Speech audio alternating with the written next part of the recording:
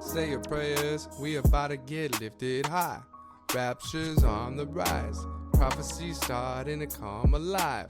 Just that time, hopefully we don't see the sacrifice go down in history. Yo, what's going on, everybody? Episode 5. Episode 5, dude. This is these are coming along really nicely. I like these. We're the unstoppable force now. I don't know, man. We got hit by YouTube already. They were hating on us on our third episode in. Yeah, YouTube. We're learning things as we go along. But yeah, on episode 3, which was like 2 weeks ago, I said something. I'm not even gonna try. I'm not even gonna try to defend the sentence because I don't want this video to get striked. But yeah, apparently I said something that YouTube did not like, and what it was they took it out of context. Right? Yeah, because like you were saying, like, you were presenting what if scenarios, what if the worst, and they took it as you were just saying that was a matter of fact. Yeah. So, but yeah, they just. Yeah, it was kind of annoying, and in fact, it disrupted our views. So we had, as soon as we had let the episode out, we had a good run of people checking out the video, and then all of a sudden, when we got hit with that strike, well, obviously we had to re-upload it, and it messed with our view count. We had between 20 to 40. You say it was close to like 40 or 50. I think it was at least 20 or 30. But like we had a good it was steamrolling momentum, and then we feel like that kind of halted the momentum. But so now, but I mean, we're learning. It's a learning curve. I mean, this feels like what this feels like. It feels like a new job. Like like when you go to a job and you're like. You got those coworkers that you're not really cool with yet, but bro. Have you ever been in a new job and you're like, you're not gonna be cool with no one? You're just counting the time down so you can get out of there. There was this one job I'll never forget. I don't. Should I name it or nah? I'll leave it anonymous. It depends on how long ago it was. It's 2017. Yeah, just chill. I guess.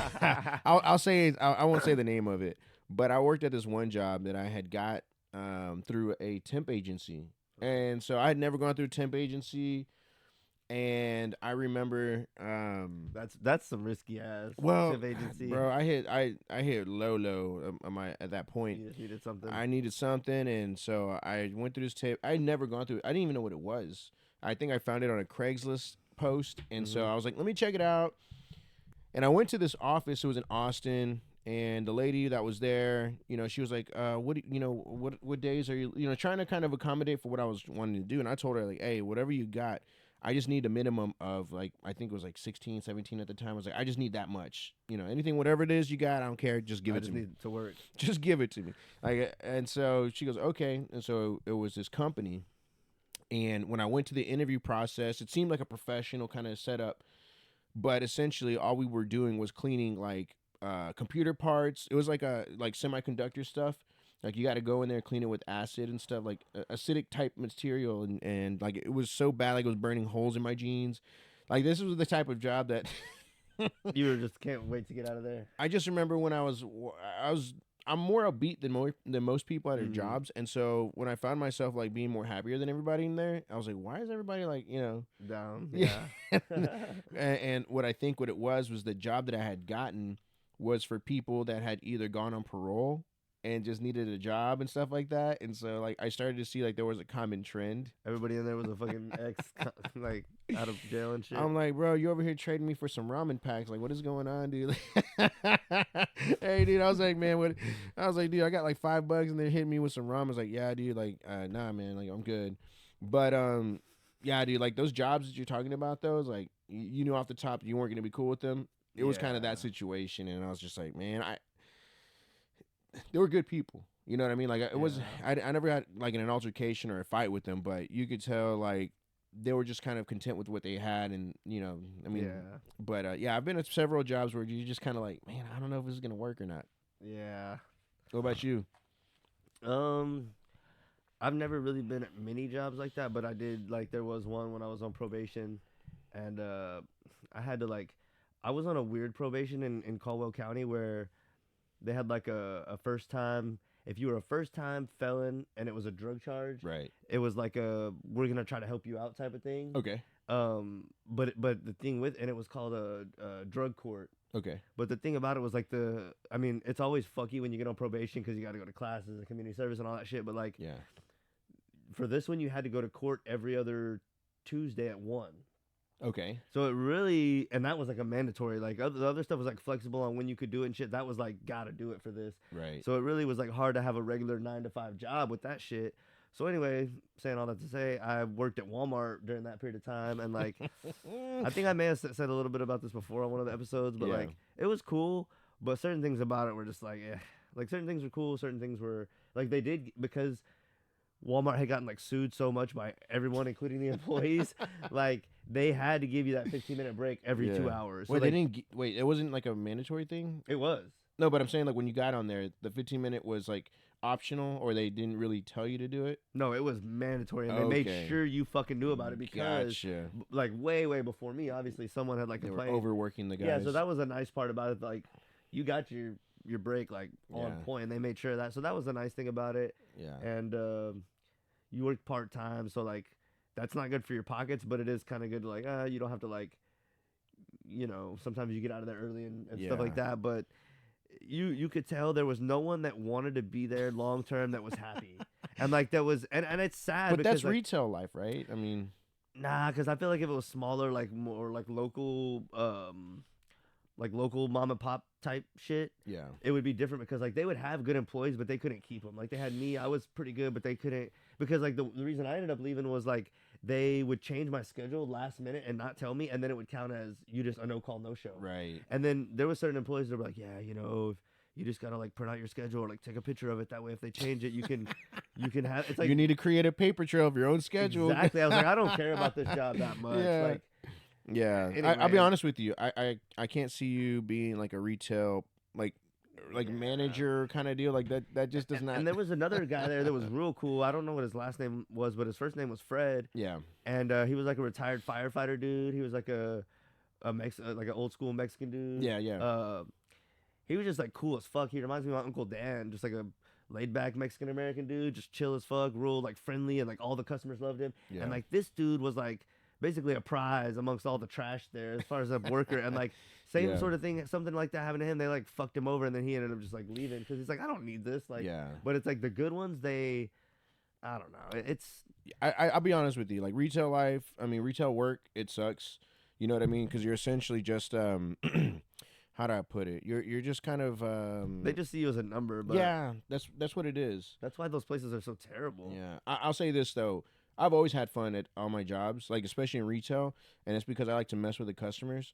Like, you know what I mean? Like, bro, I'm surprised I didn't get fired. But sometimes, like, if I get a customer that I can tell is being a little like snarky or trying to be like a smart ass or just a jerk, like I'll match the energy. Like I'm like, okay, cool. This is what we're doing today. Fine. Like I got time. I get paid by the hour, so let's go. And other times, dude, like I just have fun like with retail, in retail in general, because you're socializing with people that whatever they're looking for. And man, like, like there's so many times that I can think of where I helped a customer. There was this one time I was at HEB. So I worked at HEB for the longest. I think that was probably my longest job. I was off and on for about 10 years. And there was this one time I was at the Leander store, and some dude, and I didn't remember this until one of my old coworkers reminded me, but some dude went on like this huge crazy tyrant, like just straight up, like everybody rushed outside to see what was going on. And it was by the produce section, which is where I was working at the time. And everybody runs out there, and I go out there with my little stupid apron, like they make us wear aprons, because I don't know, dude, it just looks stupid. But I ran out there, and I was like, what's going on? And everybody's like, this guy. And so I don't know what I was thinking. I was a kid. I was probably like 19 or 20, and the guy was like, just like everybody made a circle around him. And I was like, dude, like I came out like in front of him. I was like, hey, dude, like, you don't have to do this. Like, you don't have to do what? Like he was just freaking out. Like he was just spazzing out, like saying just rambling stuff. Like, I was trying to tell him to calm down.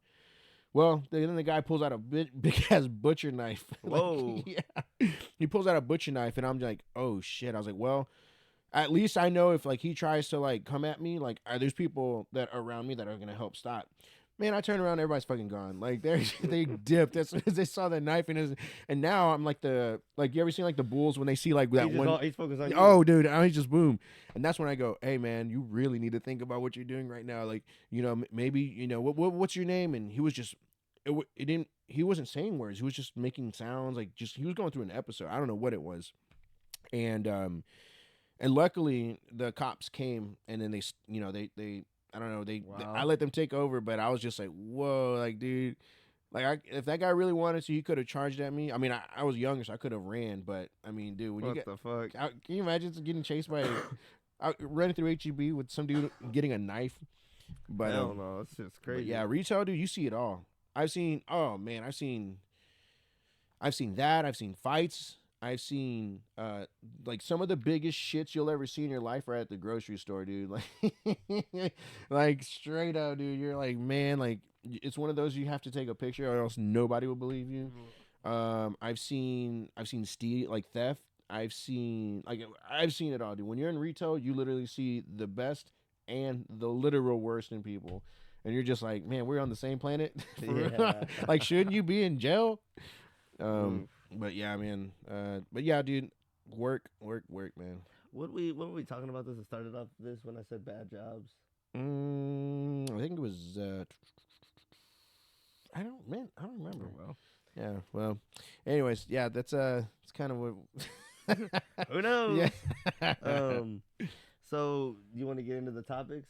Sure. We don't really have as many this week, but that's kind of part of what I was gonna talk about. Stop that. Is that the biggest thing everyone can get their motherfucking minds around, and people can't get it off their mind, is this fucking Katt Williams and Shannon Sharpe shit. Yeah. I watched probably about 45 minutes into it, and I should have started earlier, but I was so busy, mesmerized by like all the memes that everybody had already created and everything. So I'm just kind of like, I was just seeing reactions from everybody else and like seeing everyone post like clips, like 10-minute, 5-minute video clips, and like everyone else's opinions on it. So yeah, I haven't watched. I did end up watching like a little 10-minute clip, but like yeah, I've just been seeing like the internet flooded with it, and that's like, I mean, it's been going on, but that's a super sign of the times where like something hits the internet and that everyone just like feasts on it for like 24 to I would say 72 hours, and then they need something new. Is anyone going to care about this in a week? I don't know. See, here's the thing. So pretty much everyone that he's discussed on this podcast, this episode of with Shannon, everyone's reacted to it. Every person that he's what's Shannon's podcast called? Club Shay. Okay. Club Shay. And so on this one, which is crazy because this one I think in less than 24 hours has accumulated 22 million views, which is unheard of, dude. Unheard of. That's almost, I think it's almost record breaking. But every person that Katt Williams has discussed on the podcast has, I mean, Ludacris, Ice Cube, Gary Owens, like every person. What did he say about Ludacris? I do not recall. I'll be honest with you, I haven't reached there, but Go ahead. I just know that every person that he's talked about, Michael Blackson is another one. Yeah. I mean, God, he had this is a 3-hour episode, so he's got a lot to say about why is he calling these people out? Why now? I don't know. Because the little bit of the interview I did watch was he was saying, I've been knowing this. I've been in Hollywood for years, collecting all this info. You know, I'd see y'all in corners doing this, and people would tell me shit, and I've been collecting all this on y'all for years. Yeah. It's like, why not say something? It's almost like when the Me Too people were like, yeah, we knew about it for 20 years or whatever. It's like, well, I understand it's hard or whatever. You can't say that with him, but with the Me Too people, you're like, I understand it's hard, but it's better when you come out at the time, because it could prevent that person could get justice at the time, maybe not escape justice, and it might prevent other people from being victims of that crime. Yeah. Now with Katt Williams, he wasn't a victim of a crime, so it's like, why didn't you just come forward and blow the smoke out of the water a long time ago? One of the arguing points was that Cedric the Entertainer had stolen one of his jokes. Why not blow him up at the time? I don't know. Well, see, here's the thing. At the time, something's off with this, bro. That's what something's telling me. So one of the biggest things that he said in the episode that I recall when I was watching it was that Cedric the Entertainer, Steve Harvey, and some other cat, they were rolling. So I don't know if you ever seen the original Kings of Comedy back in the day. I mean, a little bit. So I'm pretty familiar. Familiar with it. Yeah. So it's Steve Harvey, Cedric, D.L. Hughley, Bernie Mac, and I think that's it. I think they had some like few openers, but those are the four guys. Four big ones, yeah. And so what Katt Williams was really saying was like these guys were kind of in control of the industry at that time. Yeah. And I mean, Bernie Mac had a show. And he never criticized Bernie. In fact, he was giving him praise on this episode. Never hear anybody talk shit about him. Dude, Uncle Bernie was like, dude. Everyone respected him. Like, he was real. Like that's what I liked about the Bernie Mac show is because like you watch Family Matters or Step by Step or the God, what's it when Boy Meets Girl, all these dads are like very Wimps. But it's hell no, kid. I He mean like they're smack his kid upside the head. yeah kind of Like, like get in the car, come on. it's the slapstick kind of stuff. But with like him or like Uncle Phil, they were like They were real men. they were like Yeah. they were stand up guys. They had some bass in their voice. Yeah, and Get in your room, but here- Carlton. what it was like so Bernie Mac never had kids on the show. He never had his own kids. It was They were stepkids? no, they were his. Remember, there was his nephew and nieces, Okay. and so they were his sister's kids. I got you. And same thing with God, what's the name? Fresh Prince of Bel-Air. Uncle Phil Was Will's uncle. But yeah, but he did Vivian have was his real aunt. Aunt Viv was his right. his And sister. then the other kids in the house were theirs. So. Right. Yeah. And so what it was like, again, these polarizing figures, when you get them in the position that they're in, they're like, Uncle Bernie, Uncle Phil, like these guys are like I said, stand-up guys that they didn't treat their kids better than their nieces and nephews. Like they had them on the same level playing field, and that's why people showed a lot of respect for it. So anyways, I go back to, I say that to say like, those guys had a control on the industry for a while. And it almost kind of, what it almost reminds me of? Like when Joe Rogan took over the podcasting thing. Like he had his, I don't want to say his goons, but the guys, like Tom Segura, all the other guys that are now like Brandon Schaub, like all the guys that he brought into the industry, it's kind of the same thing. If that makes sense. I see that. And so I think with Cat Williams, I think he was more funnier than them, in my opinion. Not Uncle Bernie. I could call him Uncle Bernie, but Bernie Mac, he like Cat Williams was for real. But just why call him out now? I mean, we're all bored and we need a little something like this by in the first week of the new year because we got nothing going on and everyone's like, fuck yeah, something going on. Well, it's like, honestly, just a little bit I watched, I'm not saying he's not saying anything that ain't true, but it's stuff that hasn't been said before, and when it was said before, no one gave a damn. But that's the point, and though. Hold on, and it just seems like what is his reason for doing it? If you were doing it for good reasons and for just calling these people out and getting them out of there and getting the goofies out, you would have done it long ago. But I feel like you're doing it for personal gain now that you're dried up. No one gives a damn about Cat Williams anymore. No one's and he was cool back in the day. I was a fan of his. I'm, not a huge fan or anything, kind of neutral, but like I enjoyed his stuff back in the day. He was one of the he was big back in the day when he came out with that pimp perm and like the green suit and the comedy thing, and like he was huge and he had some really good shit and he was just as good as those Kings of Comedy guys. But it's like now that you're dried up, no one's looking for you. You're coming out and saying all this stuff that's like he has some negative energy with him, and like I get on my rants too, but it's like when I ask myself like what good is he looking to inspire from this, and is he looking to, or is it just like I'm throwing everybody out there because like it's my time to shine, or, like I'm bringing everyone down? Yeah, it's like if you were sounding the horn on some like false like weirdo type shit, you should have done it long ago. Yeah, but I mean, I think you said it earlier. Nobody gave a damn. So it's like even if you said something that even this outlandish, nobody would have cared. But now I think what it is people are so tired of the bullshit. They're like they want to see what, like you said, people are after the truth, and I know that's one big thing that you're after. And it's like the stuff that Cat Williams is saying. It's so outlandish and so out there that it's there's no way it could be fake. You know what I mean? Well, there's no way that it could be fake, but there's so many receipts we know it's not fake. Yeah, it's just so specific. I guess it's like a lot of the stuff that he's saying is so specific. You're like, dude, the fact that he's saying these things. There's been other comedians that have said this whole thing about all the black comedians having to wear dresses to get on. And shit like it's that. been known for That's years. been known. For years, and the thing is, it's like this kind of solidifies everything that we've There's been multiple about. Comedians say that on Vlad interviews back in the day. When I used to fuck with Vlad TV heavy, there would be multiple like smaller underground black comedians that would speak on that shit on there. So it's like, and it was at first you kind of like scoff at it. You're like it's like, so what? But then at the same time, I never did. Oh well, I did, but I was like, well, everybody does it. But then I was thinking, I was like, no, not everybody Would you does do it. it? Wait, it's almost like this new era where everyone has a price. It's like not everyone has a price, and that's, I mean, if that's Cat Williams and he's true, and this is organic, I guess I kind of salute him. But something about this feels contrived, and I could be wrong, but something about it's feeling a little. The timing of it feels weird. But I mean, it's better late than never, I suppose. That's true. It's better late than never. But the thing is, but though, if you're around a bunch of people, wrongdoers, and you're just watching them for all these years, and then you finally speak up, it's like. But it's like, bro. Here's the thing: if he was to speak up at that particular moment, he could have been snuffed out completely. In fact, he probably So could. be it. He Right could've- is right, right? but It's he like, could've- oh, you were doing it for the money to like, stay in the game or what have you. Like, there's ulterior I see what you're motives, you know saying. what I'm But saying? what Like, if? I mean, it could have been to another level. Like he could have been. They could have murked him, made it look like an accident. And they then can what? still do that.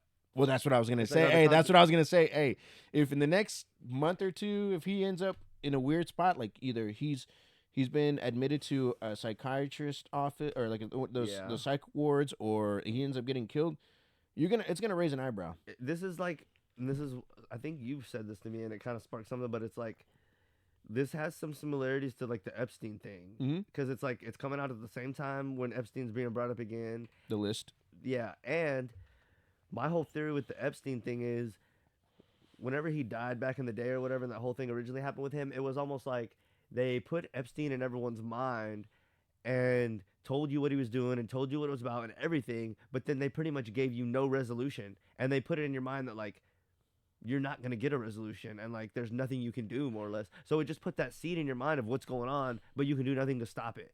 And I feel like that's the same. This is more of the same with Katt Williams. He's like telling you everything that's going on, and it's like the veil's coming down of all the crooked shit, and like there's like nothing anyone can do to stop it. But it's like now people are going to be faced with a choice.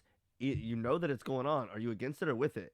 Yeah. And it's like if you just continue to make excuses and continue to side with the evil people, like it's a weird thing. So one of the people that came out on the list, dude, it's not funny. This is not funny. It's all kind of funny. But Stephen Hawking, bro. Oh, on the Epstein list? Dude, like he participated in it.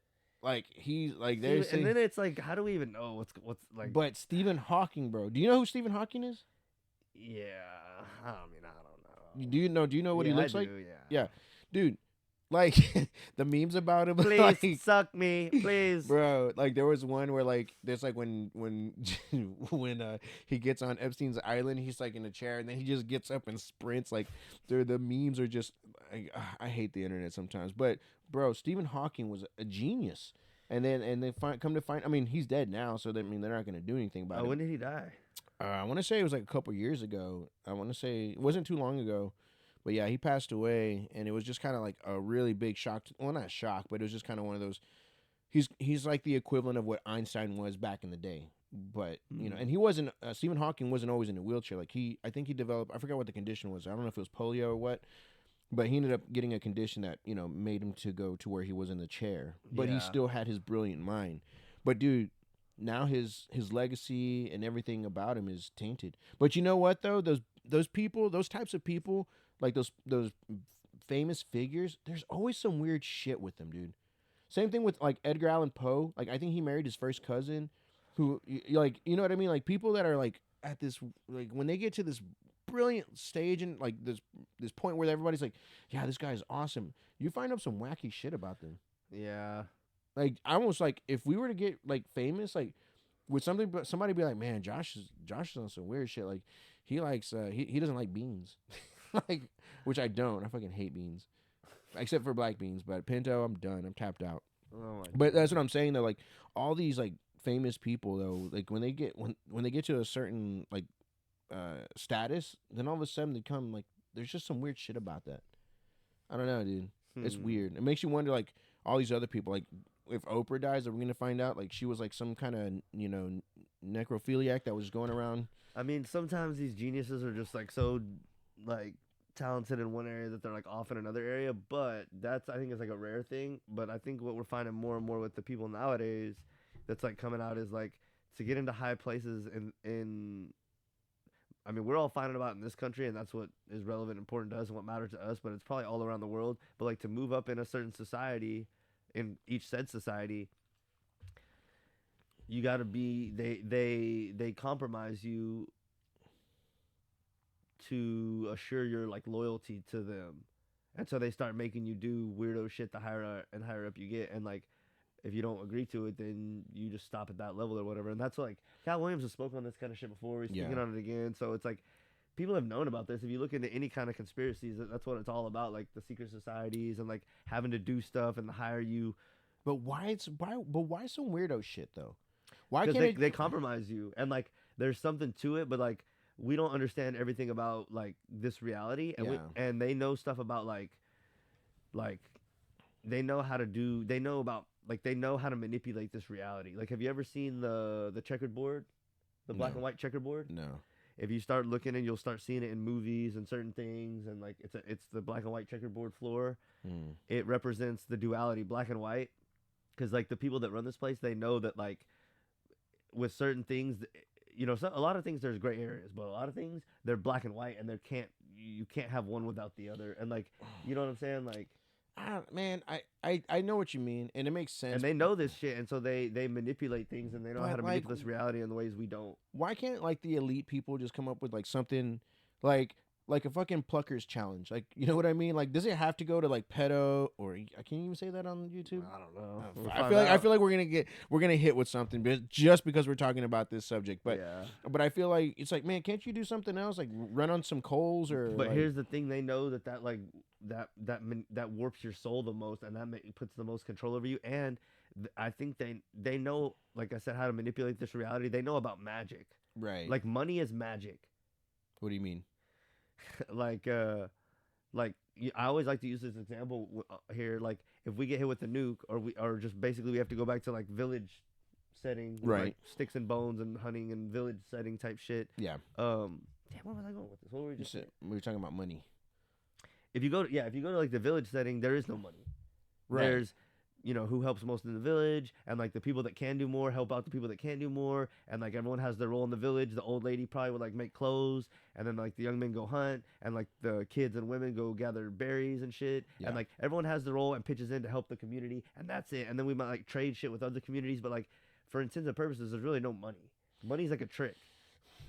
Especially when it comes to like debt and interest and all this weird crooked shit. So like they get you to compromise your morals for money, but really money, like there's no money in the eyes of God, and like nature, there's no money. Right. So like when you boil it down, there's no money. If we're living on a village, if we all get nuked tomorrow, there's no money. So it's Yeah. like they get you to compromise your morals for money, but money is like black magic. It's real, but like the value behind it's not really real. So Yeah. and so they know how to do things like that, and furthermore, they know that like there's magic in sex.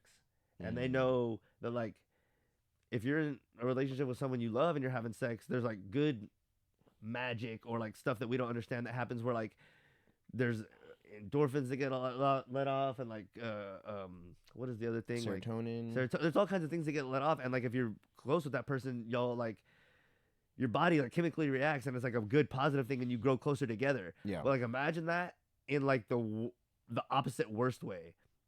And, like, Yeah, I'm not following, dude. You got like grape, oh yeah. and like the rumors that have been going about these elites forever is that like they do stuff with like Epstein Island. The whole thing was like they're doing it with like kids. So it's like, imagine if pure love with like how it's supposed to be with God, where it's like a man and a woman that love each other, that have sex, and they come closer together, versus like the other opposite end. It's like you're when you do this, you're like walking with God, and you're bringing both of yourself closer, and hopefully closer to God. Right. But the other way, it's like, what are you doing? You're like inciting. So inciting you're the literally devil. selling your soul. Well, yeah, and like when you do it the other way with like fear and like not love, and because when two people make love, they both come together and decide, and it's like but the other way, it's like one person's deciding. It's not good feeling of love and positivity. It's like fear. It's like the exact opposite, and there's like. They know there's some magic to that, and they know how to use that magic, and they just know how to manipulate this reality, and it's Damn. I don't know, man. Now you got me thinking about going back to retail. Because like I'm like, dude, because like I discovered this, or I had this thought on my own, like this reality that we live in is negative, just because everyone always says, "Oh, you're negative, you're negative." Well, this reality is just negative, just because like it takes years. Well, it takes like a good year to build a house, right? And it would take years for a tree to grow, right? But you can burn or tear one of those things down within a day. Mm-hmm.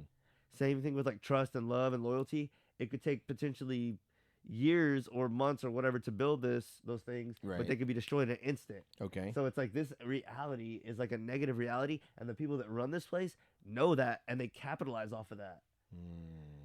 And they're very crooked. Sounds like it, dude. Because I'll be honest with you, I don't. Like, see, this is the stuff that you, like, think about, and for me, I'm just, like, it doesn't really, like, I don't really think about it. I can't let these people win. Yeah. Can you? I mean, honestly, man, I don't have like anything to, I don't say worry about because I'm not an elitist, and I don't make that much money. You do have something to worry about because like all their actions and things they do affect like everyone. Oh yeah, no, it sounds like it, and I mean, if That's what this whole Cat Williams thing is about. It's like Yeah. people, it's a. I was critical of it, but like if it's catching on because people are genuinely concerned about the truth and like all the cricket stuff going on, then I'm happy and behind do it. you 100%. think 2024 is gonna be the year of the truth or what? I mean, if that's the case, we're off to a good start. It just makes you wonder what else is going to be coming out. I just don't this know how year. much truth people can handle, and at some point, I wonder if they're gonna like. Well, see, that's what I always tell you. Like with flat Earth, it Yeah. came out and hit, and a lot of people just didn't take that truth in. Yeah. So like, COVID hit, and Yeah. they were not open to the truth. So it's just like, What's if I don't you know. could have, like, if you could talk to God, or I mean, you can't talk to God, but like, or let's just say not even God. maybe let's you can. let's just say the highest person in the U.S., like in the U.S., right? And they said, listen, Man, this Logan- went down quickly from God to the highest person in the U.S. Well, no, yeah, well, I want to I keep want to it, talk to I God. want to keep it realistic, like, and I don't mean realistic in the sense that God's not real, but I mean like, No, I know what you mean. but let's just say, Logan, you get to ask one question about the truth, and I'll give you the straight raw answer. What question would that be? Because you have several. I know there's several things that you want to know about, but this was an opportunity for them to give you just disclose whatever it is that you It want to can know. only be a yes/no question. Sure. Because I would ask like, what do y'all know about God? Or if it has to be a yes/no question, that would just be, is God real? Because like that would solve an answer. Like I already pretty much know, but like I want to hear what they know. You see, like, I feel like they would. well, I mean, if it and the thing is, like, are they gonna lie? Are they obligated to like tell the truth in this dream scenario, or like they're just Yeah. gonna lie? Like, Or what if they don't know? I mean, that's also a well, possibility. they could say I don't know. But Yeah. is this in this scenario? Are they gonna like tell me the truth no matter what? Exactly. Okay, yeah, I would say. If I can ask them anything, I would say like, "What do you know about God?" But if it's like a yes or no, I'd be like, "Is God real?" And see what they say. Gotcha. Yeah, man. Because they could even say, "Well, it's not like that," and that would tell me so much. Yeah. So Yeah, man. I don't know if I had one question. Ooh, that's what else do you want to know? I mean, there's a lot of stuff that I do want to know. That would solve like so much in my mind. So like my thing is like, do aliens exist? And here's the thing, I Why does know everyone give a shit about that? because that would change the trajectory of the human race for the rest of But our you don't lives. care about God. What do you mean? I said I care about God. Do you think they attract the like in your mind? Is the idea of aliens being real more attractive than the idea of God being real, or you think they could both be true just as equally true together at the same time? Both, I think. You think they both could be true? Yeah, But you're way more absolutely. interested in the idea of aliens than Well, God. because you got to Or think. you just kind of like assume God's real? I assume God's real. Oh, so you're like, that's just locked away. I want to know about the aliens. Yeah. I already made it in my mind like God exists. So that right there, I don't need a question. Well, God didn't make aliens. He only made us. Well, I mean, who knows? But my telling question, you. what I want to know is, do they exist? Because it's No. like I'm telling you right now, they don't. they don't. No. Not like they tell us, bro. It's not like in the movies. Well, okay, but that's what I'm saying though. Why are you so against flat Earth? Let's get into that. I don't want to get into that flat Earth. Why are you so against it? I'm you not you against believe in it. God. You what's your thoughts on the Bible? You subscribe. You're in I- favor of it, or Of the Bible, you, or what do you mean? believe it, or Of the Bible? yeah, Yeah. okay, Yeah. So, bro, if you believe in the Bible and you believe in God, Mhm. there should be like no reason you don't believe in flat Earth. I like to think that, with the technology that we have nowadays, that we can eliminate really quickly whether or not the Earth These is flat people or are not. liars. They've been hiding that they're all the things Cat Williams are talking about that they've been hiding. Yeah. What else have they been hiding from us? And these people in the government are way better than Hollywood and shit. They're top notch niggas at hiding shit. Yeah. It's like I was trying to corner our boss Donnie the other day about like, did we go to the moon in the 70s? Or are we the most incompetent? Because when you talk about the government hiding stuff, they're like, oh, our government's so incompetent, they can't do X, Y, Z, and we got Biden and all this. It's like, okay, hold on. Are we the most badass, technologically advanced government that, crushed everybody in World War II, crushed the Soviet Union in the Cold War, Right. all this technology? Everyone thinks no one could beat the U.S. because we're the most badass military, most advanced, blah, blah, blah, blah. We're the best, most badass, first, all this stuff of how badass we are. Right. Are we so badass that we went to the moon in the 70s and all this other stuff that we've done? Or are we just so incompetent that we can't hide any secrets? Now, which is it? Yeah. Come on now. Well, You can't have it both ways. Here's the thing. We'll both never really know the truth on whether No, the Earth that's is bullshit. flat. I hate that's like a defeat. We'll never know the truth. It's like, It's well, of course we true. won't on that. No, we It's will, true bro. because if we look at the What is science, the evidence? What is the hardcore evidence that the Earth is round? I mean, I don't have like the details in front of me, but I'm pretty sure they've done already experiments to show. No, you're how it's putting your done. faith in liars because, like I told you, Cat Williams is telling us all this shit they're hiding. What else are they hiding? And it's people in the government too, like on Epstein's list. A lot of people are compromised. Yeah, These people are not the good, wholesome. Like, oh, they've done the research. I'm just gonna trust in them. yeah. These people are aligned with the devil. Yeah. God is who you should put your faith in, and the Bible, if you're believing in it, which I have still not made my decision on what I think about that. But like, if you believe it, Right. and I'm not gonna, that's good. Like I think there's good and bad in it, but I would like to delve in it more. But like, if you believe it and you believe in God, which I also believe in God, Right. like, bro, don't believe these liars. You saw what happened during COVID. Yeah. And bro, these people are not good. They don't have our best interest at heart. It's like the last conversation we were having, I think last episode. It's like, when's the last time they done something good for us, bro? Yeah. Like, no. So let me dude. ask, because the flat. Here's the thing with the round Earth. I will say round Earth. You know, they've conducted experiments and that have proven that the Earth is round. Have you done personally your own experiments at all? No. Why? If If you were that genuinely interested in the truth, because wouldn't you take the time out of your day just to kind of do a little bit of research into actually personally doing your own experiments? If you were that assured that the Earth was flat. Because at that point, you're pretty much in the same boat as me because you're putting your faith into... isn't that scary though? Admitting that we're in the same boat. Well, yeah, I mean That that's- right there is already just like a concerning thing. Well, yeah, but I'm Because saying... everything is based off of the fact that the Earth is a globe. Like everything is based off that. If that's a lie, and you saying Yeah. we're in the same boat as far as evidence right now, that's like But you don't think there's do you think that there's experiments that would prove that the Earth is flat? And if so, yeah. Would you Like take I should have done when we went on the cruise. I should have taken some binoculars, and if I could have seen either Mexico or Galveston from more than a certain distance away, that right there Yeah. will prove that. I'm world not is gonna alive. lie. When we were on the cruise, the Earth looked pretty damn flat on the water. You could see Galveston, or like you could see Like- when ships and stuff were approaching, or like little oil rigs or stuff with like flashing lights and certain Yeah. things. You Yeah. could see them like hella You- far away, right? Yes. How yes. like it looked like miles. it you could looked see. like I'll put it to you this way. I never really gave a damn about it until you mentioned it, and even then I don't dwell on it.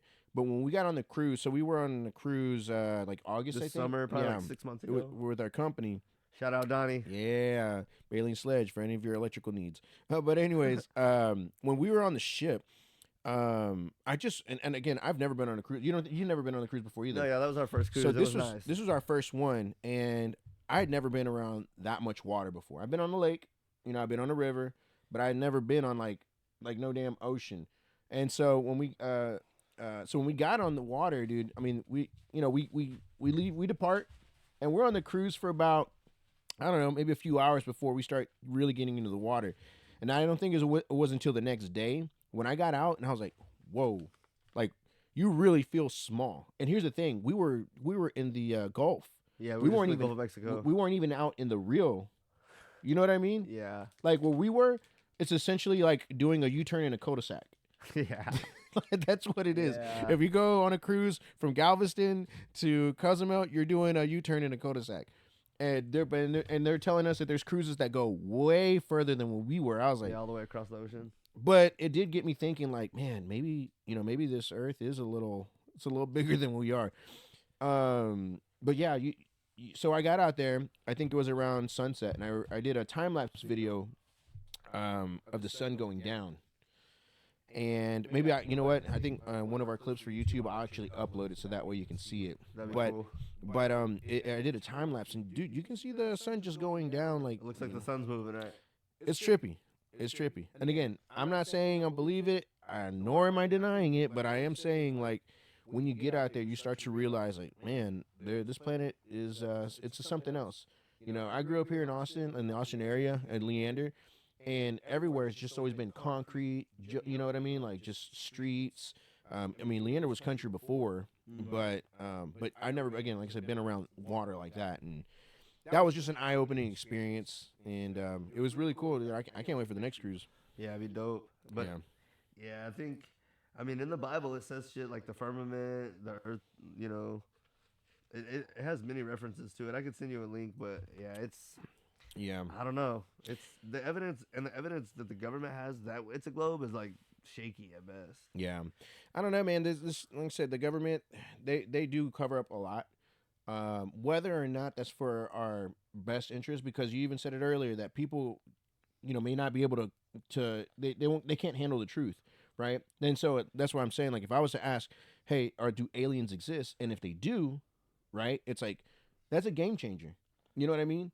Especially, but here's my theory, right, on aliens, and I don't mean to get all like, I'm not trying to like like cause a stir, but I personally think if there are aliens that already exist, they're here now and they've been here for a long time.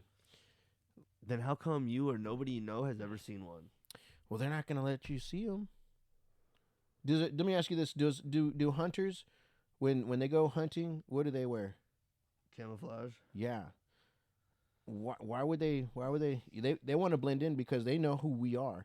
We are like wild animals to like what hunters. If we saw like if what do wild prey or not prey, but what do wild animals do when they see like an actual person? They run. They feed like they dart. That's what we're gonna do. If we saw a 10-foot alien in the middle of Austin, Texas, dude, everybody would. It would be a stampede of people. I mean, bro, it would be a pure chaos. So they're like, okay, we understand that these people fight over what? Religion, resources, all this stuff. Why are they here then? Because we're their pets, dude. We're their pets. We make all this stuff for them to to do whatever. I mean, not to say that they're the kings or whatever, but I'm pretty sure if you're an alien that can travel light years from one point to another in milliseconds, you're gonna have some kind of advantage over normal human beings. You know what I mean? And so for like I said, when people go out or when hunters go out, dude, they blend in. They wear camouflage.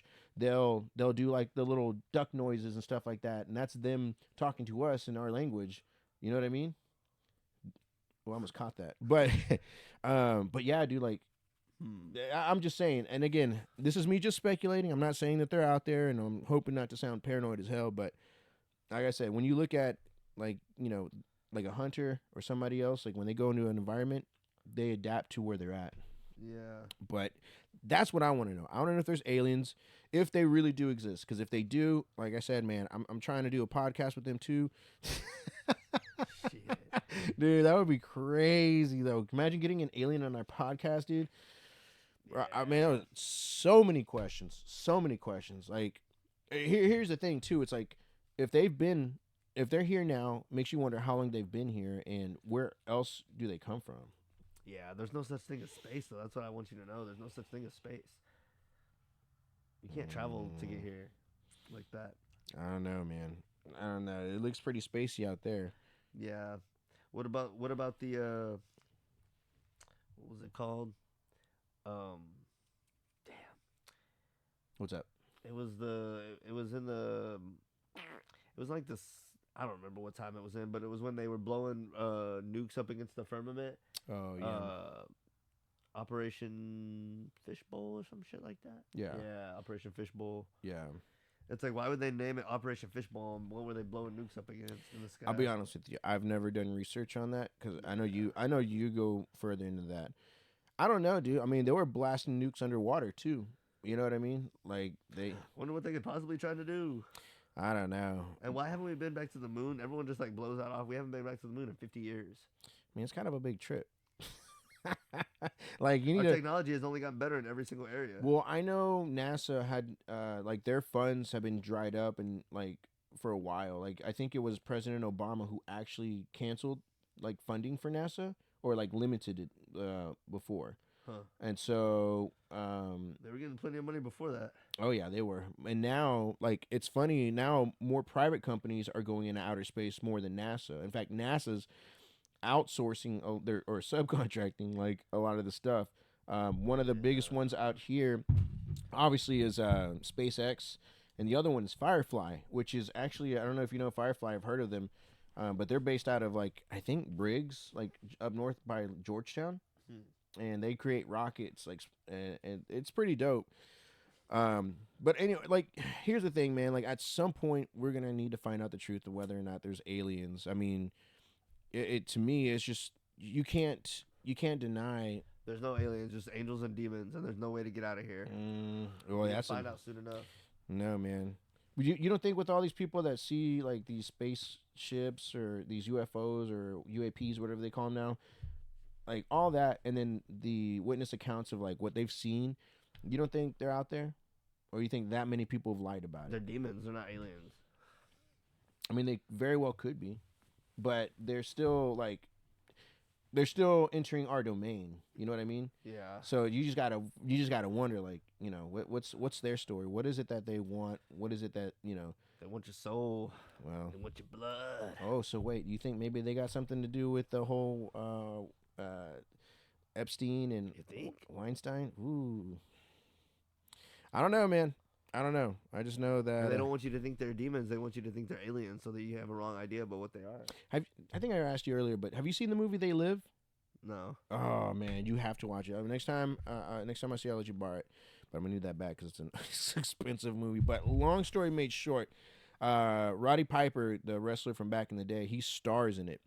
And essentially what he does, spoiler alert for anybody who's plans on watching this, he ends up finding these pair of glasses in a box, and this is like in the 80s, but this is supposed to be set in the future where like poverty is just at an all-time high in the US, and there's elitists that are running the show, blah blah blah. Anyways, he finds these pair of glasses, and when he puts them on, he can see like the aliens. Oh Like, yeah, I've seen. you little know what clips I'm of that. talking about. Yeah. And like he can see not only the aliens, but he sees like billboard ads. Yeah. He sees like the merchandise, and normally like you would see like Coca-Cola, it says, obey. What ends up happening in that movie? So at the very end, he's trying to get the message out there, like these aliens are among us, like they're here, and he's trying to like get people to see them, but he can't because these aliens are in camouflage skin, and the only way to defeat them or expose them under the skin is to destroy the satellite that's sitting on top of this tower, and he ends up crashing this one little elitist party, and people that are there, they think he's an alien. So he's like, and so he makes his way to the tower, and he ends up getting killed. But as he does it, he destroys the machine, and the signal that the thing was sending out, it was like an antenna, and what it was like it was getting the aliens to cover up in human skin. Yeah. It's destroyed, so then people see the aliens for what they are, Shit. and the world just goes crazy, and they're just like it's pretty wild. But it makes you think, like those movies. Another one is called The Network. Like these movies that were made in the 70s and 80s, like I almost feel like they were piggybacking a lot of the stuff from like the 50s, because they also during the 50s they had like a big they were blackballing a lot of actors for telling truth and stuff like that. But I feel like this is like a lot of these movies are still relevant to today. You know what I mean? It's so weird. I don't know. I just feel like for as much stuff as like Cat Williams is talking about, it makes you think like what else is really going on out there that we don't know about. Yeah. So I don't know. It's aliens. I just want to know if they're out there, and if they are, what kind of what are they? What do they want? So, but yeah, what else topics you had? I didn't really have anything this week. I haven't. I've been spending a lot of the time learning how to edit the podcast and fucking with the sound and getting that right. Yeah. But I want to start watching NBA. I know I've seen clips. Wemby is Bro, we suck. We suck. The Spurs suck. But Wemby, what I've seen is like, I don't know what it is. If it's like the chemistry, or because like the team seems to have good chemistry, but like it doesn't seem like they pass Wemby the ball. So I don't know if it's just like getting to play together and like learning him, or like I don't know, but like it almost feels like like the new guy. Yeah, they're like, you're good, but you're not as good as you could be, so we're not gonna give you the ball as much. Yeah, so it's kind of like weird, but like he's still doing like crazy shit and balling out. I mean, here's the thing. Right now, I think they've won 5 games. What is their record right now? Like 5 and like it's 5 and 20 something. But it almost seems like this team is kind of giving him a hard time because he's been such a public figure before he even touched the floor. And they're like, yeah, dude, no, you're going to have to earn this kind of deal. Yeah. And then when he gets the ball, he does highlight stuff. You know what I mean? He's good. And I'm just surprised that Pop hasn't done anything drastic this far yet. Like, figure out what it is. Maybe he's trying to get someone else that's like a really good player to put with him, but I feel like they got the pieces. That's not the way to do it, though, man. Like, Yeah. You don't get a number 1 draft and then tank the rest of the season. Like, that's what the 76ers did. They just kept tanking and called it the process. But nah, that's not the way to do it. I feel like if you're gonna at least try not to make it look it's on purpose. But yeah, Pop. Like I said, man, I felt like they shouldn't have given them an extension. I think they extended his contract. I don't know. I feel like his style, the team style, is just so outdated. Like, it's almost like if you go to a new computer that has like like Windows 96. You know what I mean? I think he's still decent because I don't know who you can put in there to be better. Anybody at this point, dude. No, that's what people think, and that's a terrible idea. Anybody would be better. It's like, what's the Celtics head coach name? Anybody might be worse. What's the Celtics head coach name? The guy that they got busted for cheating on his wife. You mean Udoka? Yeah. So actually, he would be good. He would be very good because he was with the Spurs before. Mm-hmm. And him and Nia Long settled for child support. He's paying $36,000 a month. But he gets paid like $500,000 a month anyways. But I mean, yeah, he did not get that prenup. But he was engaged with her for so long though. They were engaged for like 8 years. Like I don't know. That's such a long time. But I get married. I mean, he didn't. Oh, so why is she getting paid? Because they have kids together. Oh. Yeah.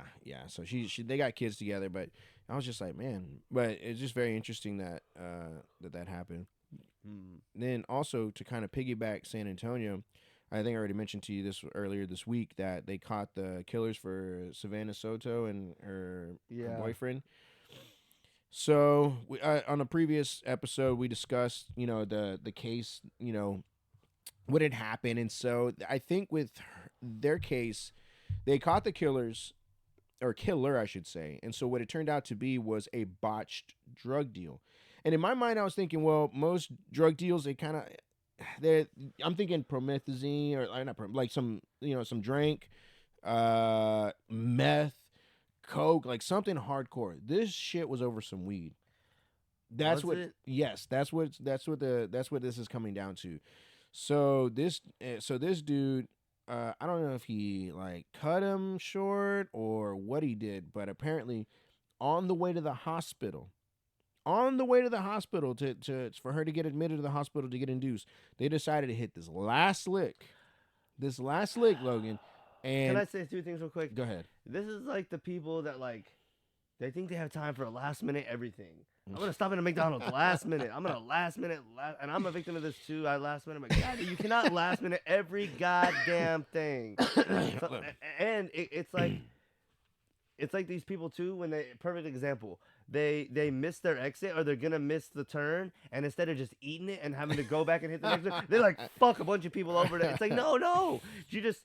Back when I was a rookie driver and I missed my exit or missed my turn, I just went and had to eat it, and it teaches you next time you pay attention and you get in the right lane soon and shit, and you be a better driver. But now these fucking losers just fucking cut people off, and anyway, it's like I know what you mean. Everyone just thinks, oh, I got to get my way. Yeah. Like my way is more important, and that's what I was gonna say about this guy who like killed him over this. He was thinking like, just take the L on the drug deal. If you're a real drug dealer, you're doing drug deals all the time. You're making so much money. If you're doing a bunch of drug deals, what's one gone bad? Just take that L and learn from the next one. Yeah. But you feel like, no, I can't. It's like these people that can't miss their exit. Like, no, I gotta. Yeah. No matter who I fuck over, I'm just gonna make it. It's like not everything. Like, just take the L sometimes. So here's the thing. The fuck. So this is where it gets a little. You're taking the L now, bitch. This is where it gets a little interesting. So Savannah and her boyfriend, they're murdered, right? A lot of people are suspecting that the kid that killed him, which one, I thought he was going to be like an Edgar-looking motherfucker.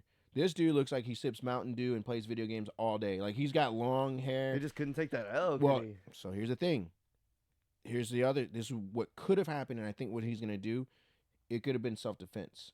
They could have. That's what he's gonna plead. They're It's not self-defense when you killed the woman though, probably. well. So here's the mean, thing. Most of the times, like I think it was you that mentioned it. Like when somebody's gonna hit a lick, the ladies are gonna also be packing because nobody's gonna suspect that she's gonna have a gun. That's like a popular thing in the culture now, where like people that date drug dealers want to go with them and always be with them and do dangerous shit with them, and it's fucking stupid. But Yeah, because then what ends up happening is the girls take the fall, and the dude. well, you're just putting yourself in a dangerous situation if anything does go wrong. But like it's you see it on Facebook and shit. They always post, "Oh, I want to go hit licks with my man," and all that. It's just like it's dumb shit. So they're assuming that that's going to be kind of the angle that he's going to come at, and he's had time to plan, to concoct a story For sure. But so they arrested him and his dad. So in the video, when they were at the apartments, remember I think I showed you where the truck pulled up and they had their car. The dad got out and he handed his son a towel. So I think he was trying to wipe down the car and everything. Dude, this guy, I think he may have killed him at their house and then drove this car to the apartments to get dropped off. The apartments is not far from where they live. So it wasn't that hard. And I think what ended up happening was they found Savannah's cell phone in the car, and then they got the FBI or whatever to crack it open and kind of trace the location because Google can, or whatever, even your phone can track where you were previously. Bro, they just call the cell phone provider and get everything. That whatever they got, but you got to get like affidavits or warrants. Yeah, they're gonna get him. Yeah, but if someone dies, they get all that shit. So, but they tracked him back to their house, and that's when. So when they went back to the house, they saw the truck that was on the video camera whenever that night when they were getting dropped off. But it's like, man, my thing is this, man. Like, if you're gonna do drug deals, right? If you're gonna be about that life, if you're a dude that's gonna be about that life, okay, whatever. Like, you got to do what you got to do. Fine. You understand there's consequences to your stuff, and you're subject to whatever's coming your way, right? You just know, like, something's gonna happen. There's no such thing as an old ass drug dealer. There's just no such thing as it. There's no such thing as a what? Old drug dealer. Like somebody. Yes, there is. Can you pass me that, please? Which this right here? Yeah, so I can it's not something common. You don't see like old ass drug dealers that just made a career out of it and then they're that. I was real quick. I did a bunch of weed deals back in the day. None of them were big, but like I never, and it's kind of foolish and naive naive. But like I never thought into. I knew there could be danger, but I never thought I might get killed. Yeah, well, you never think that. I kind of in the back of my mind thought it could. Yeah, and like there could be danger, but like I wasn't buying like heavy weights and shit like that. But not even getting murdered though, but even getting scammed. No, I knew that was a possibility, and I did one time or two times, and I was just like, you know what? Like I said, I was making money, and I was just like, you know what? That re-up, I'm just gonna take that L because like, it's just not worth it. Yeah, you know, But here's the thing. So again, this is the angle that I'm assuming he's gonna come back with, and he's gonna be like, well, I was in fear of my life, because he could have easily given the money, and they try to take off, right? And he got anything can happen, I guess. Anything can happen, but here's the thing. It's like, did he have to go stop by that dude's house for that lick? Couldn't he just drop his girl off at the fucking hospital before he did that shit? Like, was the money that tight that you had to? And here's the thing, she knew. What about the other guy? Just take the L on the. Oh yeah, no. Well, again, we don't know the story, but we know one thing's for sure is that they stopped by his house, to do whatever it is that they did. But it's just like, man, like, dude. Like, so who stopped by whose house? So the couple stopped by his house. I got you. They stopped by his house to do the transaction, and whatever occurred happened. But it was like, dude. Your girl is 9 months pregnant. They were literally around the corner from the hospital too. Go take your girl and hey, dude, listen. I know. I promised you that we'd meet up. Let me catch up with you real quick, and I'll be right with you. And then go drop his girl off. And if he gets killed, that's on him. But what I think may have happened is they were either planning it out or he was hoping that since I have my girl with me, what are the odds he's going to kill us? We need to figure out like why it went wrong. Well, here's the thing. They have like a paper trail of the messages exchanged. So we're gonna find out. These two dudes been like interacting for a while. I don't know. I don't know the details on that. But even if not, I mean, to get a deal done, because the first drug deal is always like super. You're always like on edge. You're on high alert because you're like anything could happen. Yeah, cops could. That's what was my fear.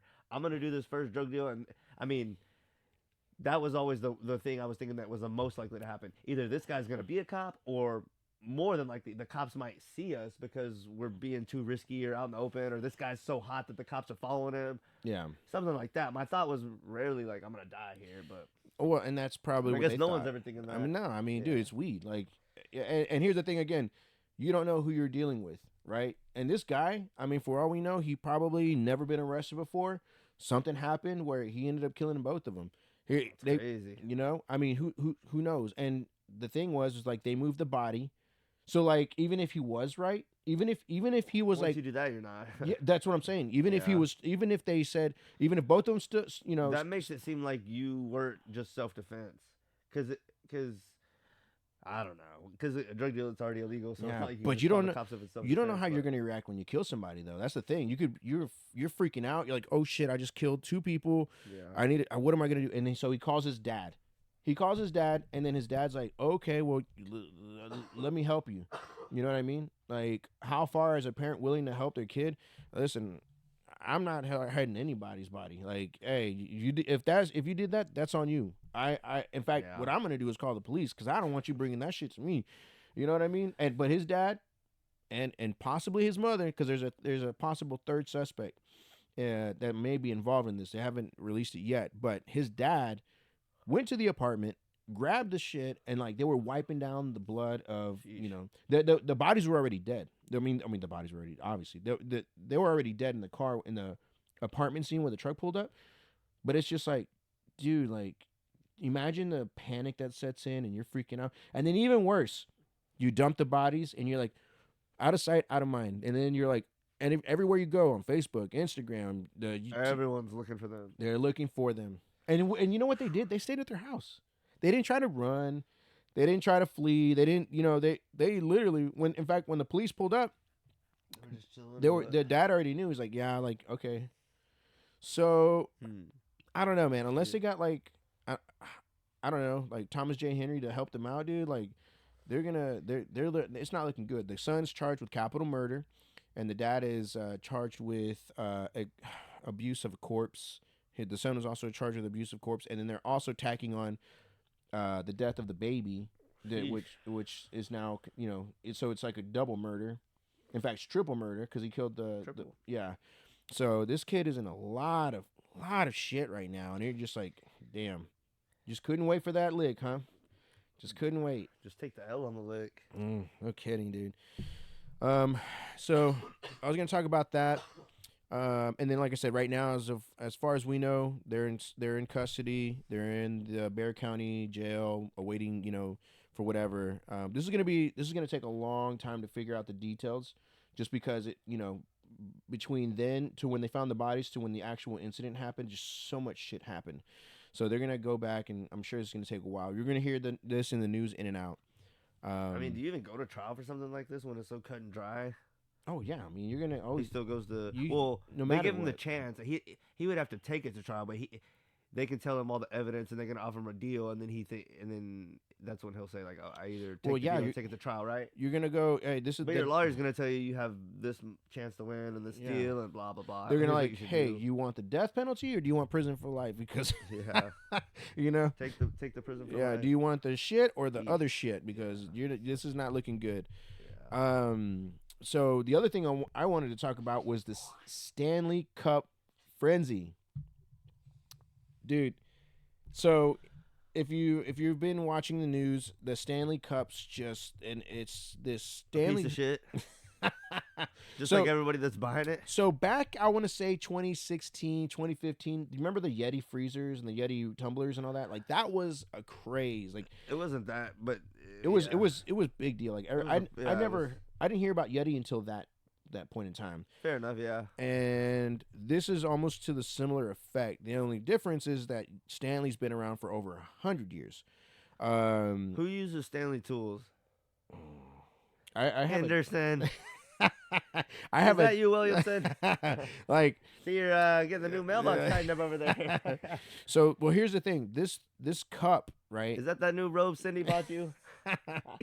Dude, Go ahead. like this cup that they've done. So for those of y'all who are at this point in time right now, there is this crazy like fad, and it's pretty much what it is, these Stanley cups that have it's specifically the pink one and I think the red one. I mean, Target has them on shelves. They're getting wiped out within minutes. And so what ended up happening was this. Stanley was kind of just this outdated, it was this cup specifically. People use it for whatever, and I want to say 2016 they had came out with this one called the Quencher. This is 2016. Just your standard, shit that you see on Lowe's or Harbor Freight or Home Depot, just that cup, and it didn't do much. It just sat there, and people were, you buy it, whatever. So what ended up happening was there was this group of ladies that they fell in love with the cup. They liked it, and I think there was like some sentimental value, which is reason I think why they ended up selling it. Well, then what they did was they were they liked it so much that they kind of started making it cool. You know what I mean? And people were buying it from them and this and that. So there was like a niche for it. Like there were people that were wanting it.